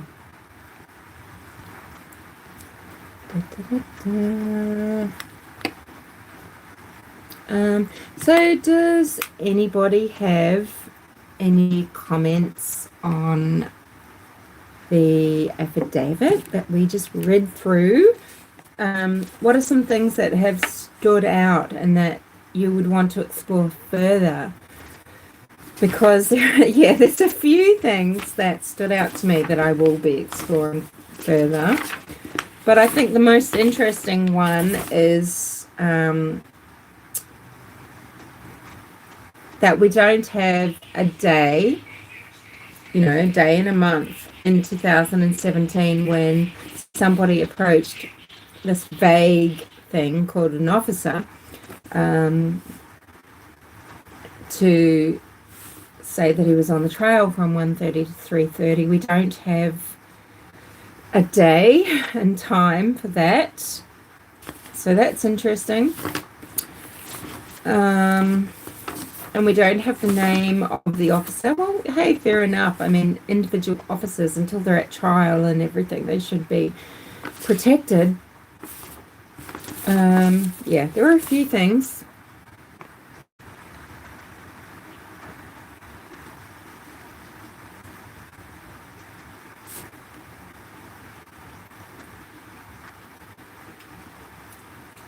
Betsy, Francesca, and myself have been having a cheeky beverage. I have been having a little a sparkling cuvee rosé from New Zealand. It's just a pretty pink. Yes, we have, haven't we? Now, what were you having again, Francesca? Because someone said they were having, well, Alex said he only drinks beer. Someone else was having whiskey, and he said it was bad whiskey. Look, please don't drink bad whiskey. Oh, vodka. I approve. I approve of that. Yeah.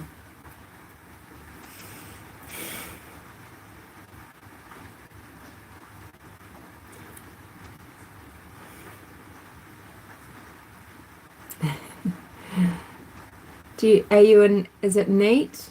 What are you mixing with? Do you go the citrus route? Do you go a sparkly effervescent mixer route? Just don't say orange juice because yes, thank you. There you go. Mineral water. Good girl. With lemon? Something like that. Anywho, so what did we do tonight? Well, Betsy, did you look, Betsy was there when so this was my second appearance with Just K. Oh, and a slice of orange. Okay, well, it's mineral water and a slice of orange or a dash of orange or something. But that's okay. But that's too close to a screwdriver and, yeah, too close. Betsy, if you are compos mentis enough,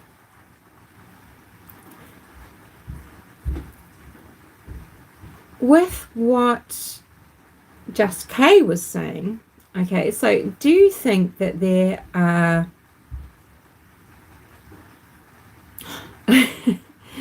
oh, thank you, Lurker. Yeah, they were pretty unfair. Well, because look,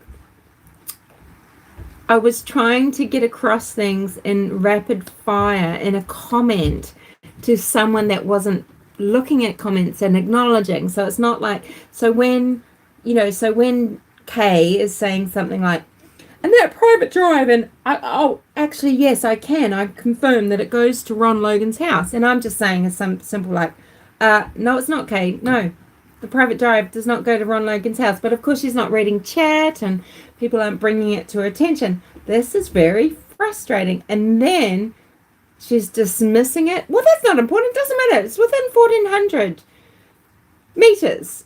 It's important. It's important because the terrain is rough, and sure, there are these fjords, these sandbars, more easily crossable parts of the creek, but still, she was not well formed in her theory. it was very vague about where the girls were abducted from, if they were taken away. She's trying to say, well, I believe wholly that they were taken away. She wasn't being specific about, okay, they were crossing the creek first and then maybe taken to Ron Logan's, because she doesn't understand. A novice's misunderstanding of the topography or of the geography is that the private drive comes from behind Ron Logan's house and around, and it absolutely doesn't. It comes from the west, and it is separated by Deer Creek from Ron's and the Weavers. And so she was grossly mistaken, and she was theorizing under a misapprehension that, okay, she might go, oh, Noki. Well, it does matter because the logistics are different depending on what side of the creek they're on and where they're accessing. And she was quite confident and blustery about a theory, but it was very difficult in the comment section to just have this proper back and forth conversation with someone that might know the layout and question her on what she's actually saying. I'm not describing this well, but this is partly why I got so, why I get quite direct and grumpy in comments, right? Because it's hard to communicate in that way, especially. Anywho, so she's like, you are so close to being cut off. I'm going to block you. Who the fuck are you? And I'm at the time I have a face mask on, a clay mask and everything. So I'm thinking, I'll try and wash it off a bit so that I can actually appear to her. And then, I'm trying to explain. She's going, because she always likes to say, if you lack the balls to come up. Well, we know I do not lack the balls to go on anyone's panel and just say, but she likes to say that. Well, come on. And a few times you might be going, well, I could not do this now. So anyway, I just washed my face, showed her, managed to get on, and then, shut my camera off. I think I showed that I was there to everyone and cut my camera off. And, yes, and then we continued to have this discussion. And people think that I'm being unfair about the things that I'll say or about Richard Allen and discount about Ron Logan and things like that. And I find a lot of people that don't really know the case very well will say things like that. Anyway.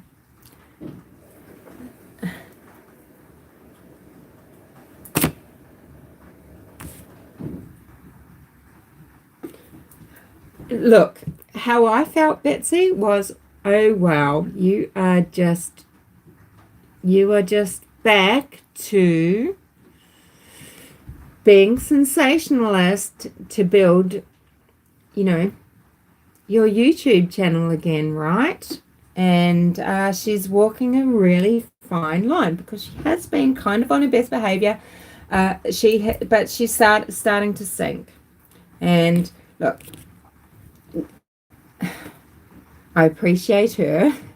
I appreciate critical thinking, and I do support Just Kay and a lot of her views and a lot of the way she thinks. But of course, she's a business person. She's promoting something, and what is she selling? Well, what she's selling is that critical K, or is that Just K, is the voice of reason, the voice of knowledge, the voice of conclusion. So therefore, she is the only one that called out AWP. The only one, right? Rather than saying, well, do you know what I mean? There were other people that were very uncomfortable with AWP.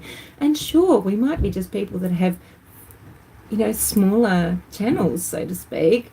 Better Call Tor and myself and whatever, but there's probably bigger channels around that didn't. I don't know.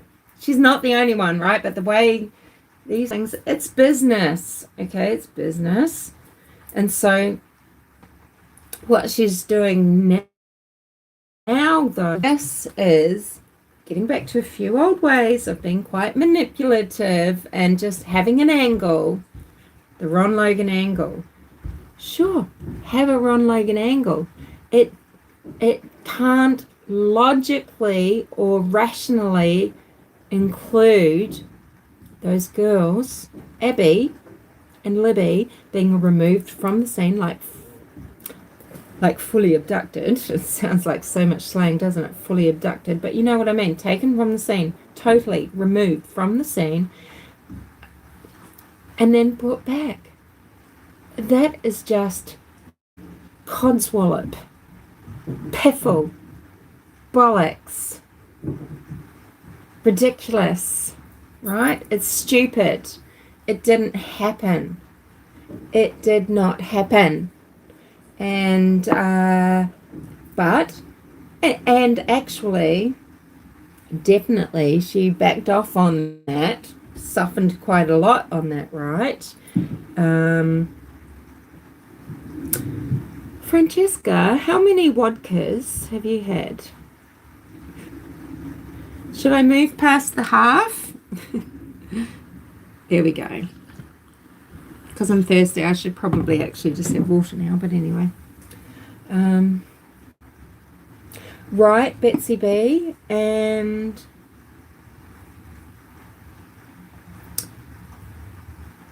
you know, she came out of those gates firing, and maybe because she didn't think that a little Humanimal was going to be like a little troll, you know, in her chat saying, actually, no, I know the geography, I know what it would take. You haven't thought this through. Yeah, and most people do, Alex. And we know this from several sources, and there's a lot of reason to think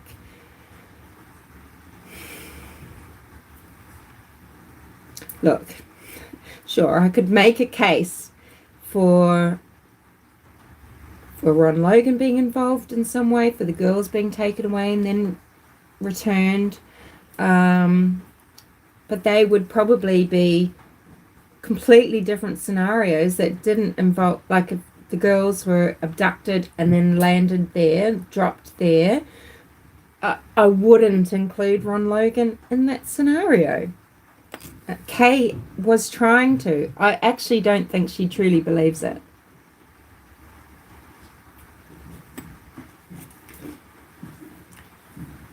Oh.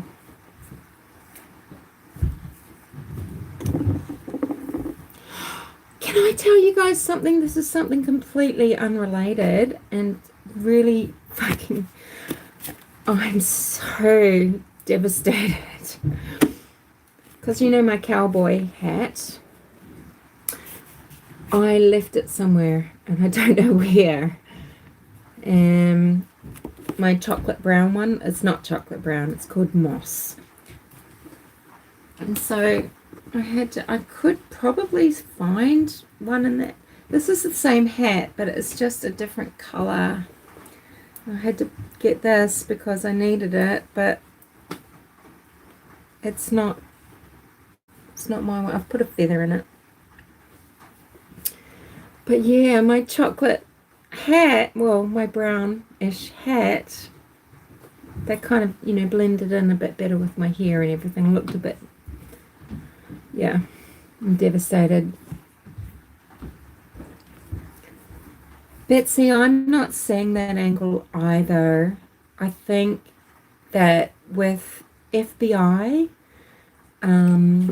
well, look, it's interesting. It's interesting that federal marshals are involved now, but I think with the FBI being involved for so many years, you know, really right from ground zero, and from Keegan Klein being investigated right from ground zero, I just can't see the snuff film angle.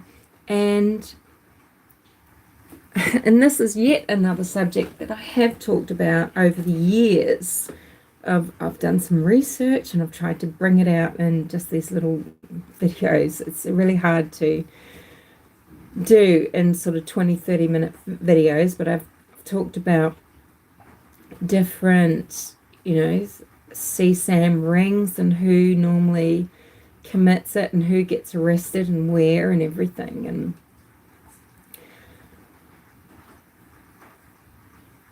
the myth of the snuff film, it damages justice for people, because people have this notion, they're fed a notion that these things are highly organized and highly profitable, right?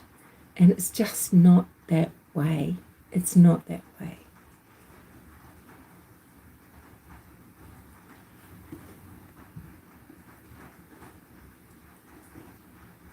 Tennis is an absolutely amazing sport, right? I hope you can still play.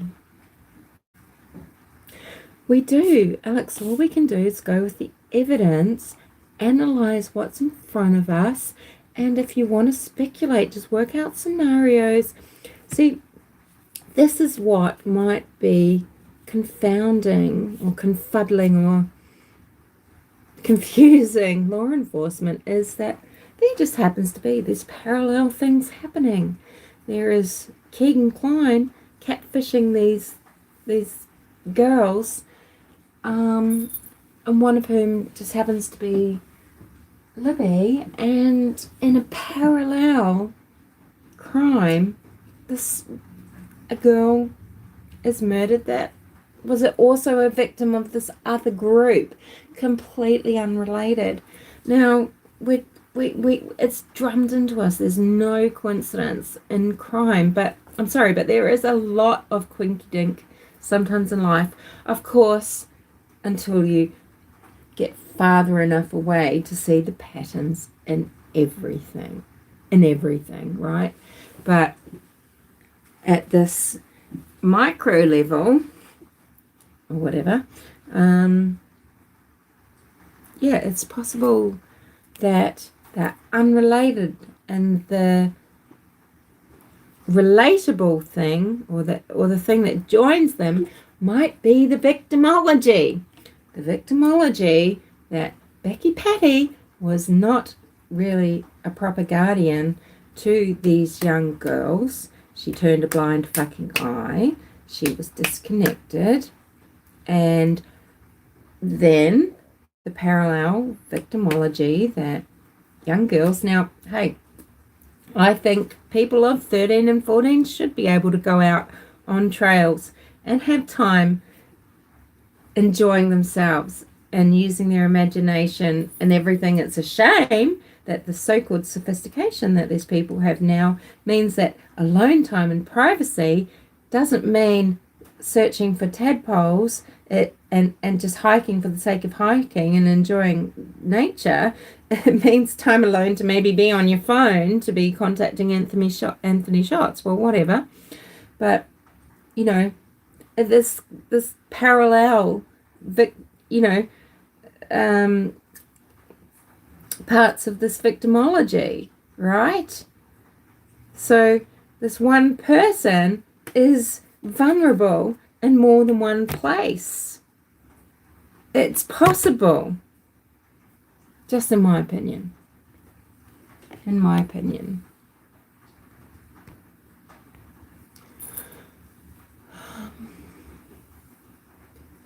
Well, okay, yes, Betty, but if it's electronic, that it's worldwide. So one theory of mine is that if Richard Allen is involved in looking at electronic CSAM, and if somehow he has connected with Anthony Schotz and the Kleins, or Kegan Klein. What if he realizes, shit, that girl looks familiar? And what if somehow he recognizes Libby from coming into the pharmacy, or having her photos developed that have her in it? All those photos of her around the pool, on the trampoline, right? He might have just gone, holy fuckaroni. Wow. Okay, and yes, that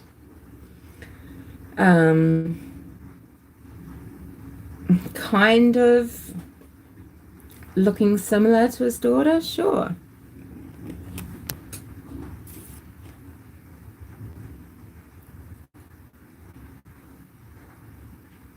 Oh, I mean, people have the entire town.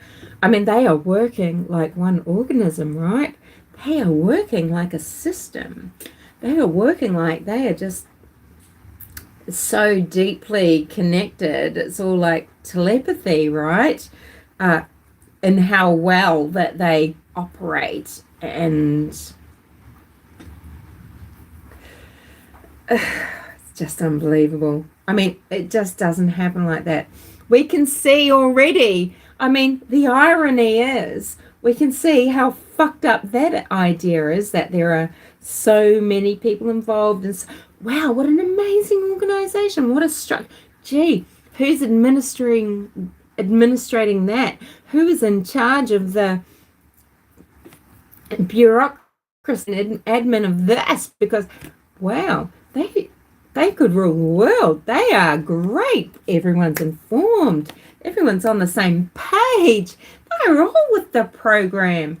They all know this complex structure and this complex script going way back and into the future. And everyone's on board. No one fucked up. Really? And yet, here we are shown in this cosm of law enforcement that, sorry, sheriff office doesn't talk to FBI, can't communicate with ISP because they fucked up. Right? That is exactly why where we are now, because a structure just doesn't work like that.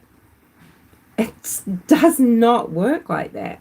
Sure, mate. Oh, God. Yeah. I don't have the language. Well, I could if I sort of thought about it, but I don't have. I'm not an academic, so I don't have the ability to decimate these people. It's all going on in here. I get it. It's like if something is conceptualized in an instant. It's like I can't describe it. I can't put it out to you, but I know what I mean. Joman is very good though at going through and laying everything out. That's a huge skill. So Joman says, do you think FBI went in with a CSAM as bias and as such messed up the investigation? Yeah. Maybe they thought, this is huge, guys. This is massive. This is so complicated. They just forgot the common or garden killer. Because let's face it, most people that commit these crimes are just common garden scum. Common garden killers. Now you've got your Israel Keys, great planner. What an amazing planner. Keys would go around the country, traveling many, many states, leave kill kits, right? But he's kind of the exception. People would have an MO. They would work out something that really worked, that mitigated to getting caught because maybe they'd go after prostitutes in the way that Shawcross did, right? So, people that might not, have schedules or be reported missing, right? But I think they have bamboozled themselves. So this is what I was saying all fucking year. Go back to the basics. Go back to your police work. Police work solves cases. We've seen that it screwed up the Morphew case. We've seen it screw up so many cases. Go back to the basics. Can you tell me they've knocked on every door? Fuck no. There are people from Delphi that have told me, no, my door wasn't, I was never questioned. No one's knocked on my door. Well, why the fuck not? Where's this gumshoe work? And it's that thoroughness and everything that solves the crime, or at least allows cases to be prosecuted.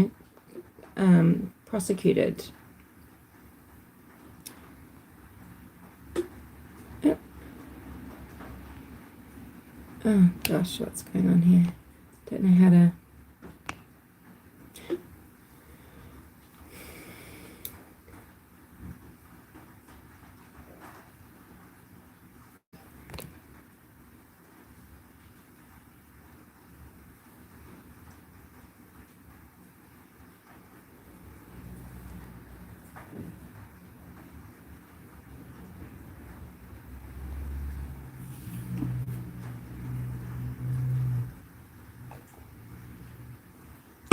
Well, Jamin, it's Richard Allen that puts himself on the bridge and the trail. Keegan Kline, it's strange, but he puts himself in Carroll County in a red Jeep belonging to his asshole father. So he doesn't put himself on the trails or anything though, right? So I mean, it's curious, but you know what? Keegan Kline might just have been... Keegan Kline is a pathological liar. I'll go down on record saying that. Humanimal. On this day, being 30th November 22, I hereby declare Keegan Fuckface Kline to be a pathological liar. He really is a pathological liar. He wants attention. He wants a break. If he's special, if he's not just your common or garden kitty defiler, it doesn't matter whether it's in person or images. Someone had to take those images. We've discussed before on this channel in years gone by who are taking these images quite often, who are producing these images that are shared amongst these groups are the people that are in contact with and control of these children. Parents, guardians. Keegan knows he's screwed. Keegan is fucked. He's in prison for at least 70 years. He's never going to live in society again. He is someone who has never really achieved independence in his life. He's looking for a teat to suckle, maybe. He will suckle at law enforcement's teat, giving them whatever he can to get it. Nothing is beyond his capabilities to lie out. If he can titillate, so to speak, with, I was there in my red Jeep, I think, let's not forget, this is something that is an understood phenomenon. People, and this is why information is withheld from the public, because there are people that will come forward they want to claim crime. They want to be, I am that killer. I had the guts. I did it. I mean, who knows what Keegan Klein is thinking? He just knows there's some piece of shit in jail for 30 counts, now 25, of CSAM. Well, who knows what games he's playing and what lies he can tell.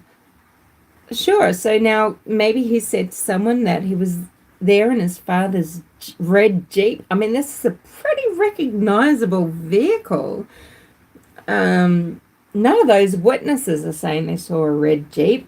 They saw something grey or white or black or whatever. Maybe a smart car, maybe something purple. Did they see this bright red Jeep? No. You know, Keegan Klein is just another scum bucket inserting himself into the case. The difference is he's already behind bars. He's got nothing to lose. He needs attention. He wants commissionary or whatever. You know, he's lied about his father. He is a gross human being, yeah. He's lied about his father withdrawing his support because it came out that his father was still giving him money. Now, Anya Kane will deny that she's given King Klein money. People are goading her all the time, and Kevin. But, you know, I do note that she had the grace to blush, because maybe it wasn't $300 or $400, but, you know, maybe he was bought for $50. Who knows, right? Sorry, I'm starting to fiddle again, right? Sorry, I've just had trouble being grounded lately.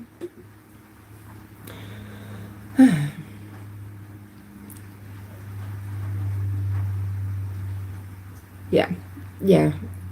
You know, sure. Hey, and if someone wanted to be argumentative with me saying Keegan is a big fat liar, yeah, sure. I mean, yeah, this is the thing, right?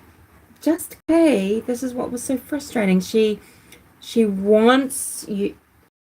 She has debating skills.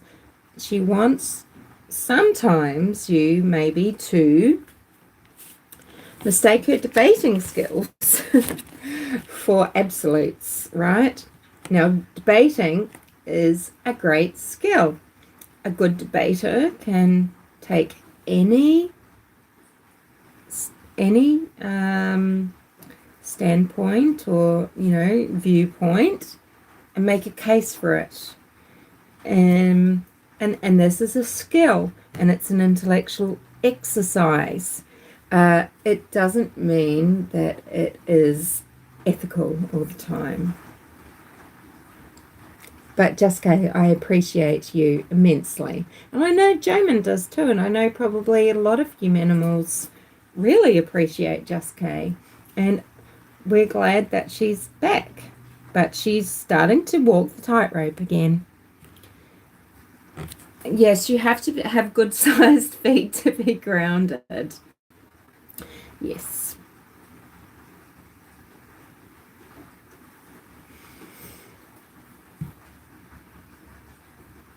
Earthed. A friend told me lately, you know, I showed, can't remember what I deleted now, but do you remember that a friend sent to me this package, which was some comfrey ointment, and then a jar of a salt bath that I could soak my feet with, because I miss out a lot on earthing. Earthing is really important it's just so important. So that's connecting directly to the ground. Take your shoes off. Walk on, preferably clean earth, clean grass in the ocean, right? And it's only working while you're connected. It's not something that just keeps happening. Oh, I'll do an hour of that and that'll tide me over. No, it's something that happens when you're connected. But she says that research is saying that even to have the salt, if it's the right sort of salt, and you're having a foot bath, you are earthing. And I guess maybe, yeah, there's something in that. Anyway, sorry, I'm starting to ramble.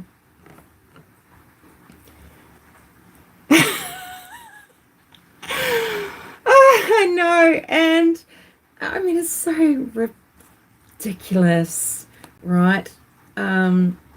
So ridiculous, considering the crap, and and the women, the ladies showing their everything, and I'm just making this quite what I thought was quite a sweet, funny video of my feet doing a little dance,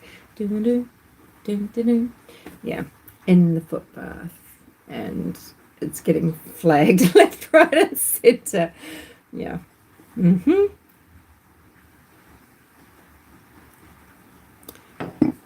But I think that ridiculousness is,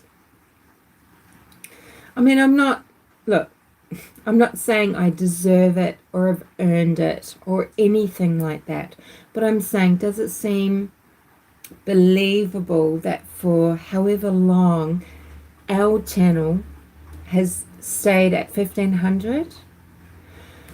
Joman here saw that, oh, was it a glitch? Our membership was, our subscriber level was 2500, and then it showed 1900.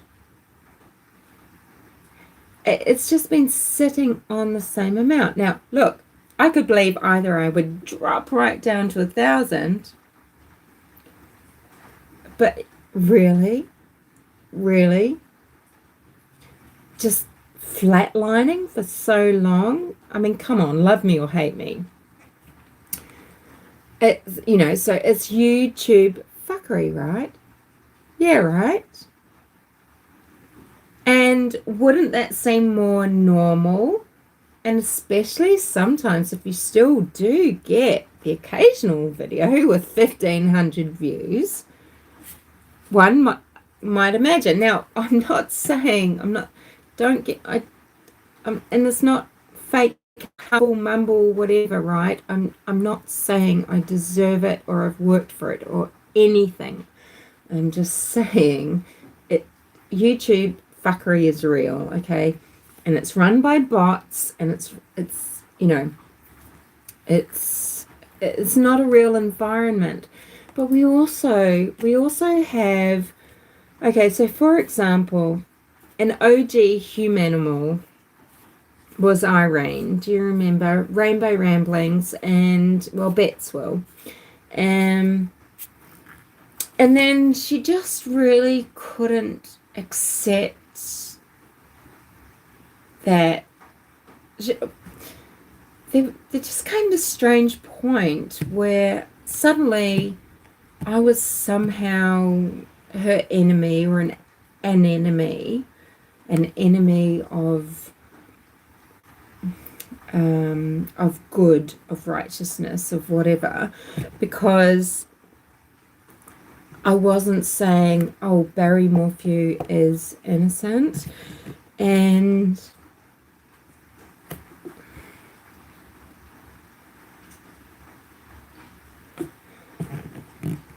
what the fuck was I saying this for? Oh my gosh. I just had a brain freeze.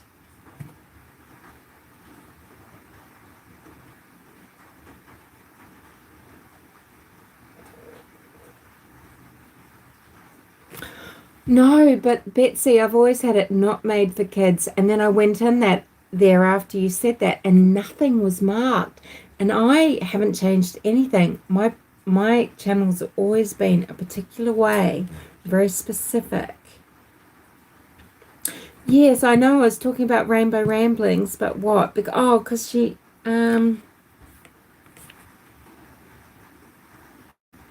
what, I can't remember what the point I was going to make. Falling out. Oh, yeah, sorry.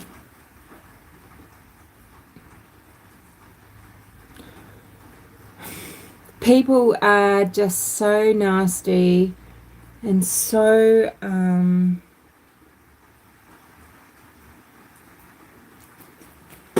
look, there's so many sadists and psychopaths and sociopaths on here, and they're just, yeah.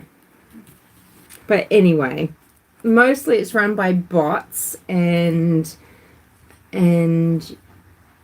you can be fucked up just by trolls. Just, Oh, okay. This was what I was saying about Rainbow Rambling.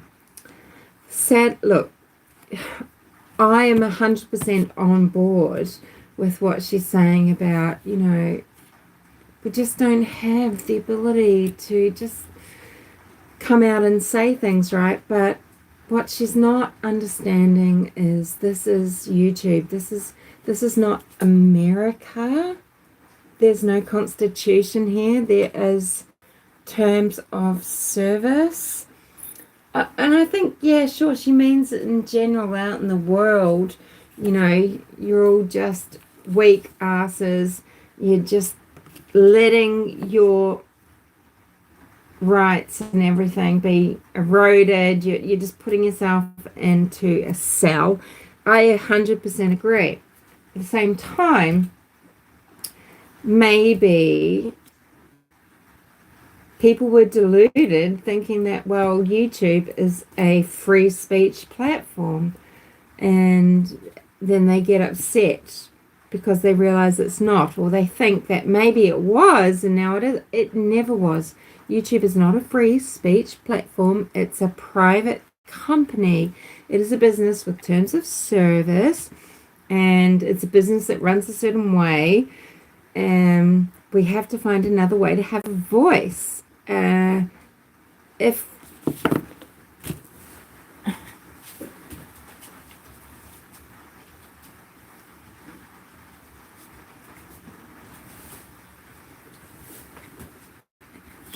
and before YouTube, it was in a certain way. Now, I am so disappointed in the way that people don't march. I'm a Kiwi. Francesca, are you in New Zealand? We march. Well, we used to march. We used to march for everything. We would stand up and we'd say no, and then that would be it. Okay, so no nukes. Yeah, so we don't have nuclear power. We don't have nuclear warheads because the people said so. And I moved to Australia and had to accept that, wow, this culture is very different. But, maybe it was just because culture was moving to a certain way, and now we are just weak as fuck. And we're not willing to make personal sacrifices. We think that, being a talking head like I am is enough, and it's not. And then we come on these platforms, and maybe we get used to thinking that these platforms, it's just, wow, the constitutional rights live here. No, they don't. This is a private company. YouTube, it doesn't have to give you constitutional rights. But, isn't it funny, right? The bullshit that you see on here. How many times are you offered sex? And I'm not just meaning by the sex bots. I'm talking about in the shorts when you're scrolling through. Click here. They're using it to advertise sex services. And there are some very disturbing other things on here as well. And yet people who just want to talk openly about gender identities and, people predating on children in all sorts of different ways and all that sort of thing, well, you can't talk openly. So, and now Betsy is noticing that she's been stopped from commenting for a while and things like that. Someone's reported her, and that's just crude and petty and small and weak.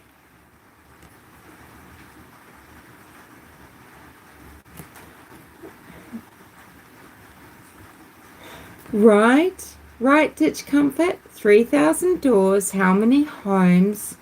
How many times did they knock? They didn't. They did not. And if they had, even in, say, 2018, and they'd knocked on Richard's, and maybe some of his answers might have triggered something, and they would have looked back then, and then they would have known, go back again and ask him about a gun, right? It's so pathetic. But and this uselessness feeds these conspiracy theorists who, because now, and this is Rainbow now, I have just come to the understanding that all these big cases are psyops. Because people are just useless, right? We know, see, this is the funny thing. We see, we look down on the generations below us, so to speak, and we think, oh, they're useless. We're not equating this to the people that are trying to solve these crimes that we're looking at and saying, well, they're useless. At these 30-year-old people, 20-year-old people, 40-year-old people, when we are 50, 60, and 70, right? So they're not the same. They didn't grow up the same. And yeah, maybe that fuzzy edge of uselessness is just a little bit thicker than we might like to think for comfort. Does that make sense?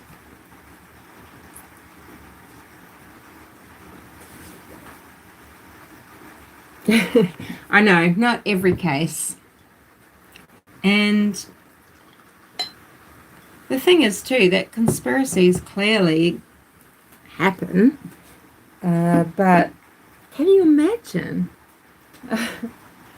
I mean, it gets to the stage where pretty much every single human being would have to be involved in the psyop for it to work, right? Or, I mean, how are they controlling all of this? It must be through mind control, right? Yeah. Because there's no logistical way that it could be managed. It just doesn't happen.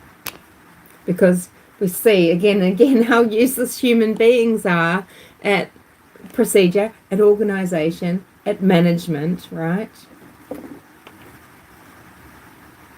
Psyops aren't for Francesca.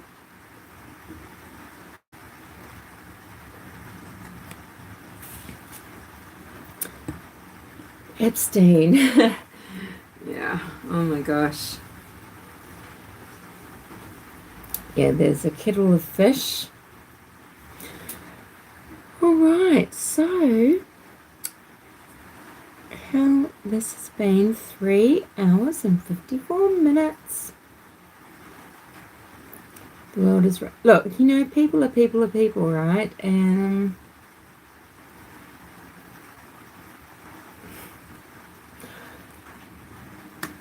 let's just promise each other that we will go into the world believing in the greater good, believing that most human beings are exercising their capacity for goodness, for empathy. They might not all be your type of people, your favorite sort of people. You might not connect to them in some way, but let's try just to be more, because you can get very dark, you can get very cynical being a true crimer. But and it can feel like There's such a big percentage of people that are criminals and nasty and manipulative and unreal, and you know, because that's the world that you're so immersed in.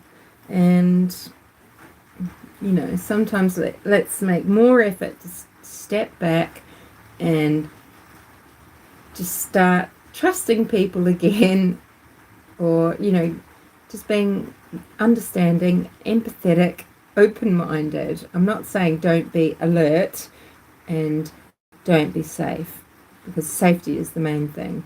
And never take risks in your own life. And a lot of people that come to this channel have been through some really terrible times. But, I think that just because we've got knowledge that there are people that suffer in the way that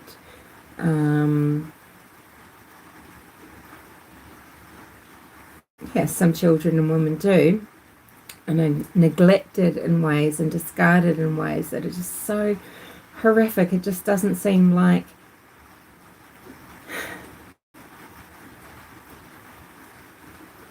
humans can. I won't go. I don't want to start feeling a certain way to describe certain things, but we just need to remember that the majority of people, whether we like them or not, or whether we have the same values as them or not, most people aren't going to commit really heinous crimes. And we need to continually being people who don't just judge, don't just assume, but educate, try and research, and try to have opinions and understandings and things that are based in fucking fact, okay? Because I think a lot of people out there, they don't. It's so frustrating seeing all the commentary of these bloody minded and bloody lazy stupid people. Sorry, I'm losing it. I think you know me well enough to know what I'm saying and getting at anyway.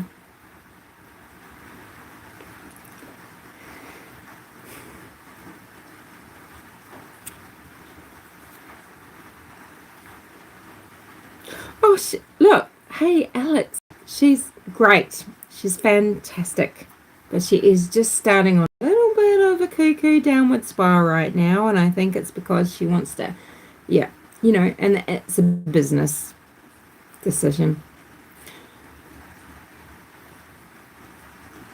And Alex says, walk on earth every day. It's super important. Connect with nature and the mountains. Yep, absolutely.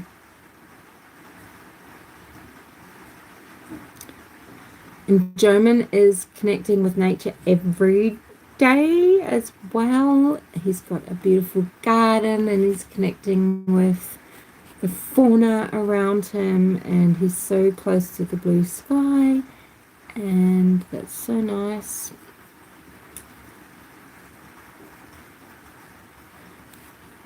Example of bottom-up organization is evolution, and for a long time it was believed to have a mastermind to have created all living. But, okay.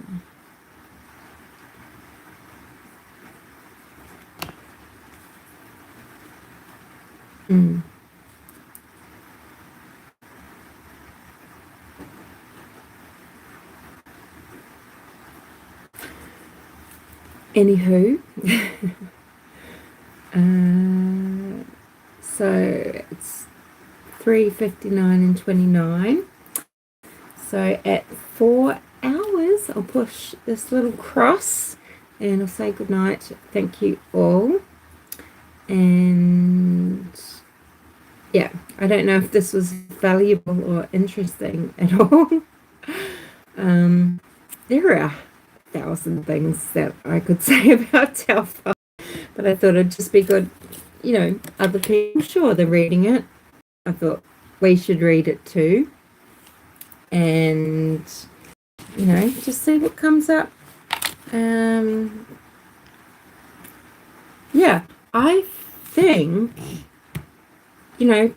go back and listen to, or mainly the press conferences, so February 2017 and 2019. Listen to what they're saying and how do you feel about what they're telling you, how they're wanting you to feel, what they're wanting you to do, and then what you find out that they did and didn't know. I mean, oh my God, it's infuriating.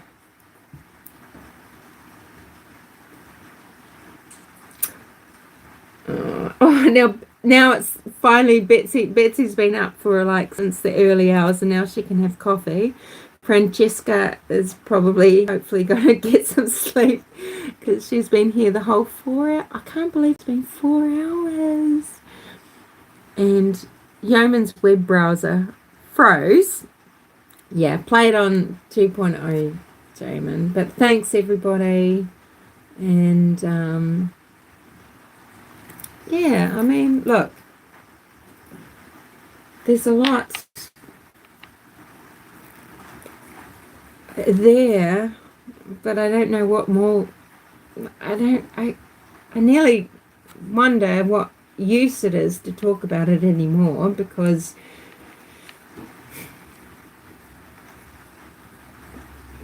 yeah, we've kind of got to let everything happen now, but I don't know. Idaho 4, there is a lot to discuss. I don't even know if that's moral to discuss, or ethical, or moral, because there are situations with the girl's parents. So Zaina's stepmother and Maddie's mother both being arrested on drug charges, both within days of the murders. There's so much happening, but I nearly feel like I want to leave that alone. It feels a bit gross. It feels kind of like trucky, if you know what I mean. I'm really a bit concerned about Idaho 4 and how people are going to be treated. And I know I've played my part talking about food truck guy and the ex-boyfriend that's been the one who was receiving texts from the girls that night and everything, but I don't know. I think that's just going to blow up and be quite gross. Anyway, sorry, I'm just rambling as if you're not even here. Anyway, delightful people, good night. Adios, auf Wiedersehen. Harira. And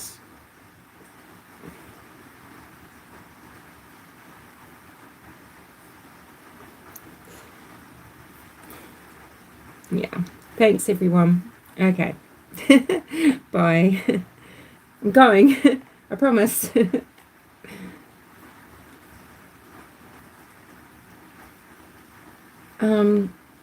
Yeah, I might not be on very much, but I'll still be around, okay? So you can just find some community post or comment section somewhere on the channel and write to me if I don't come back on for a while, because that might happen actually.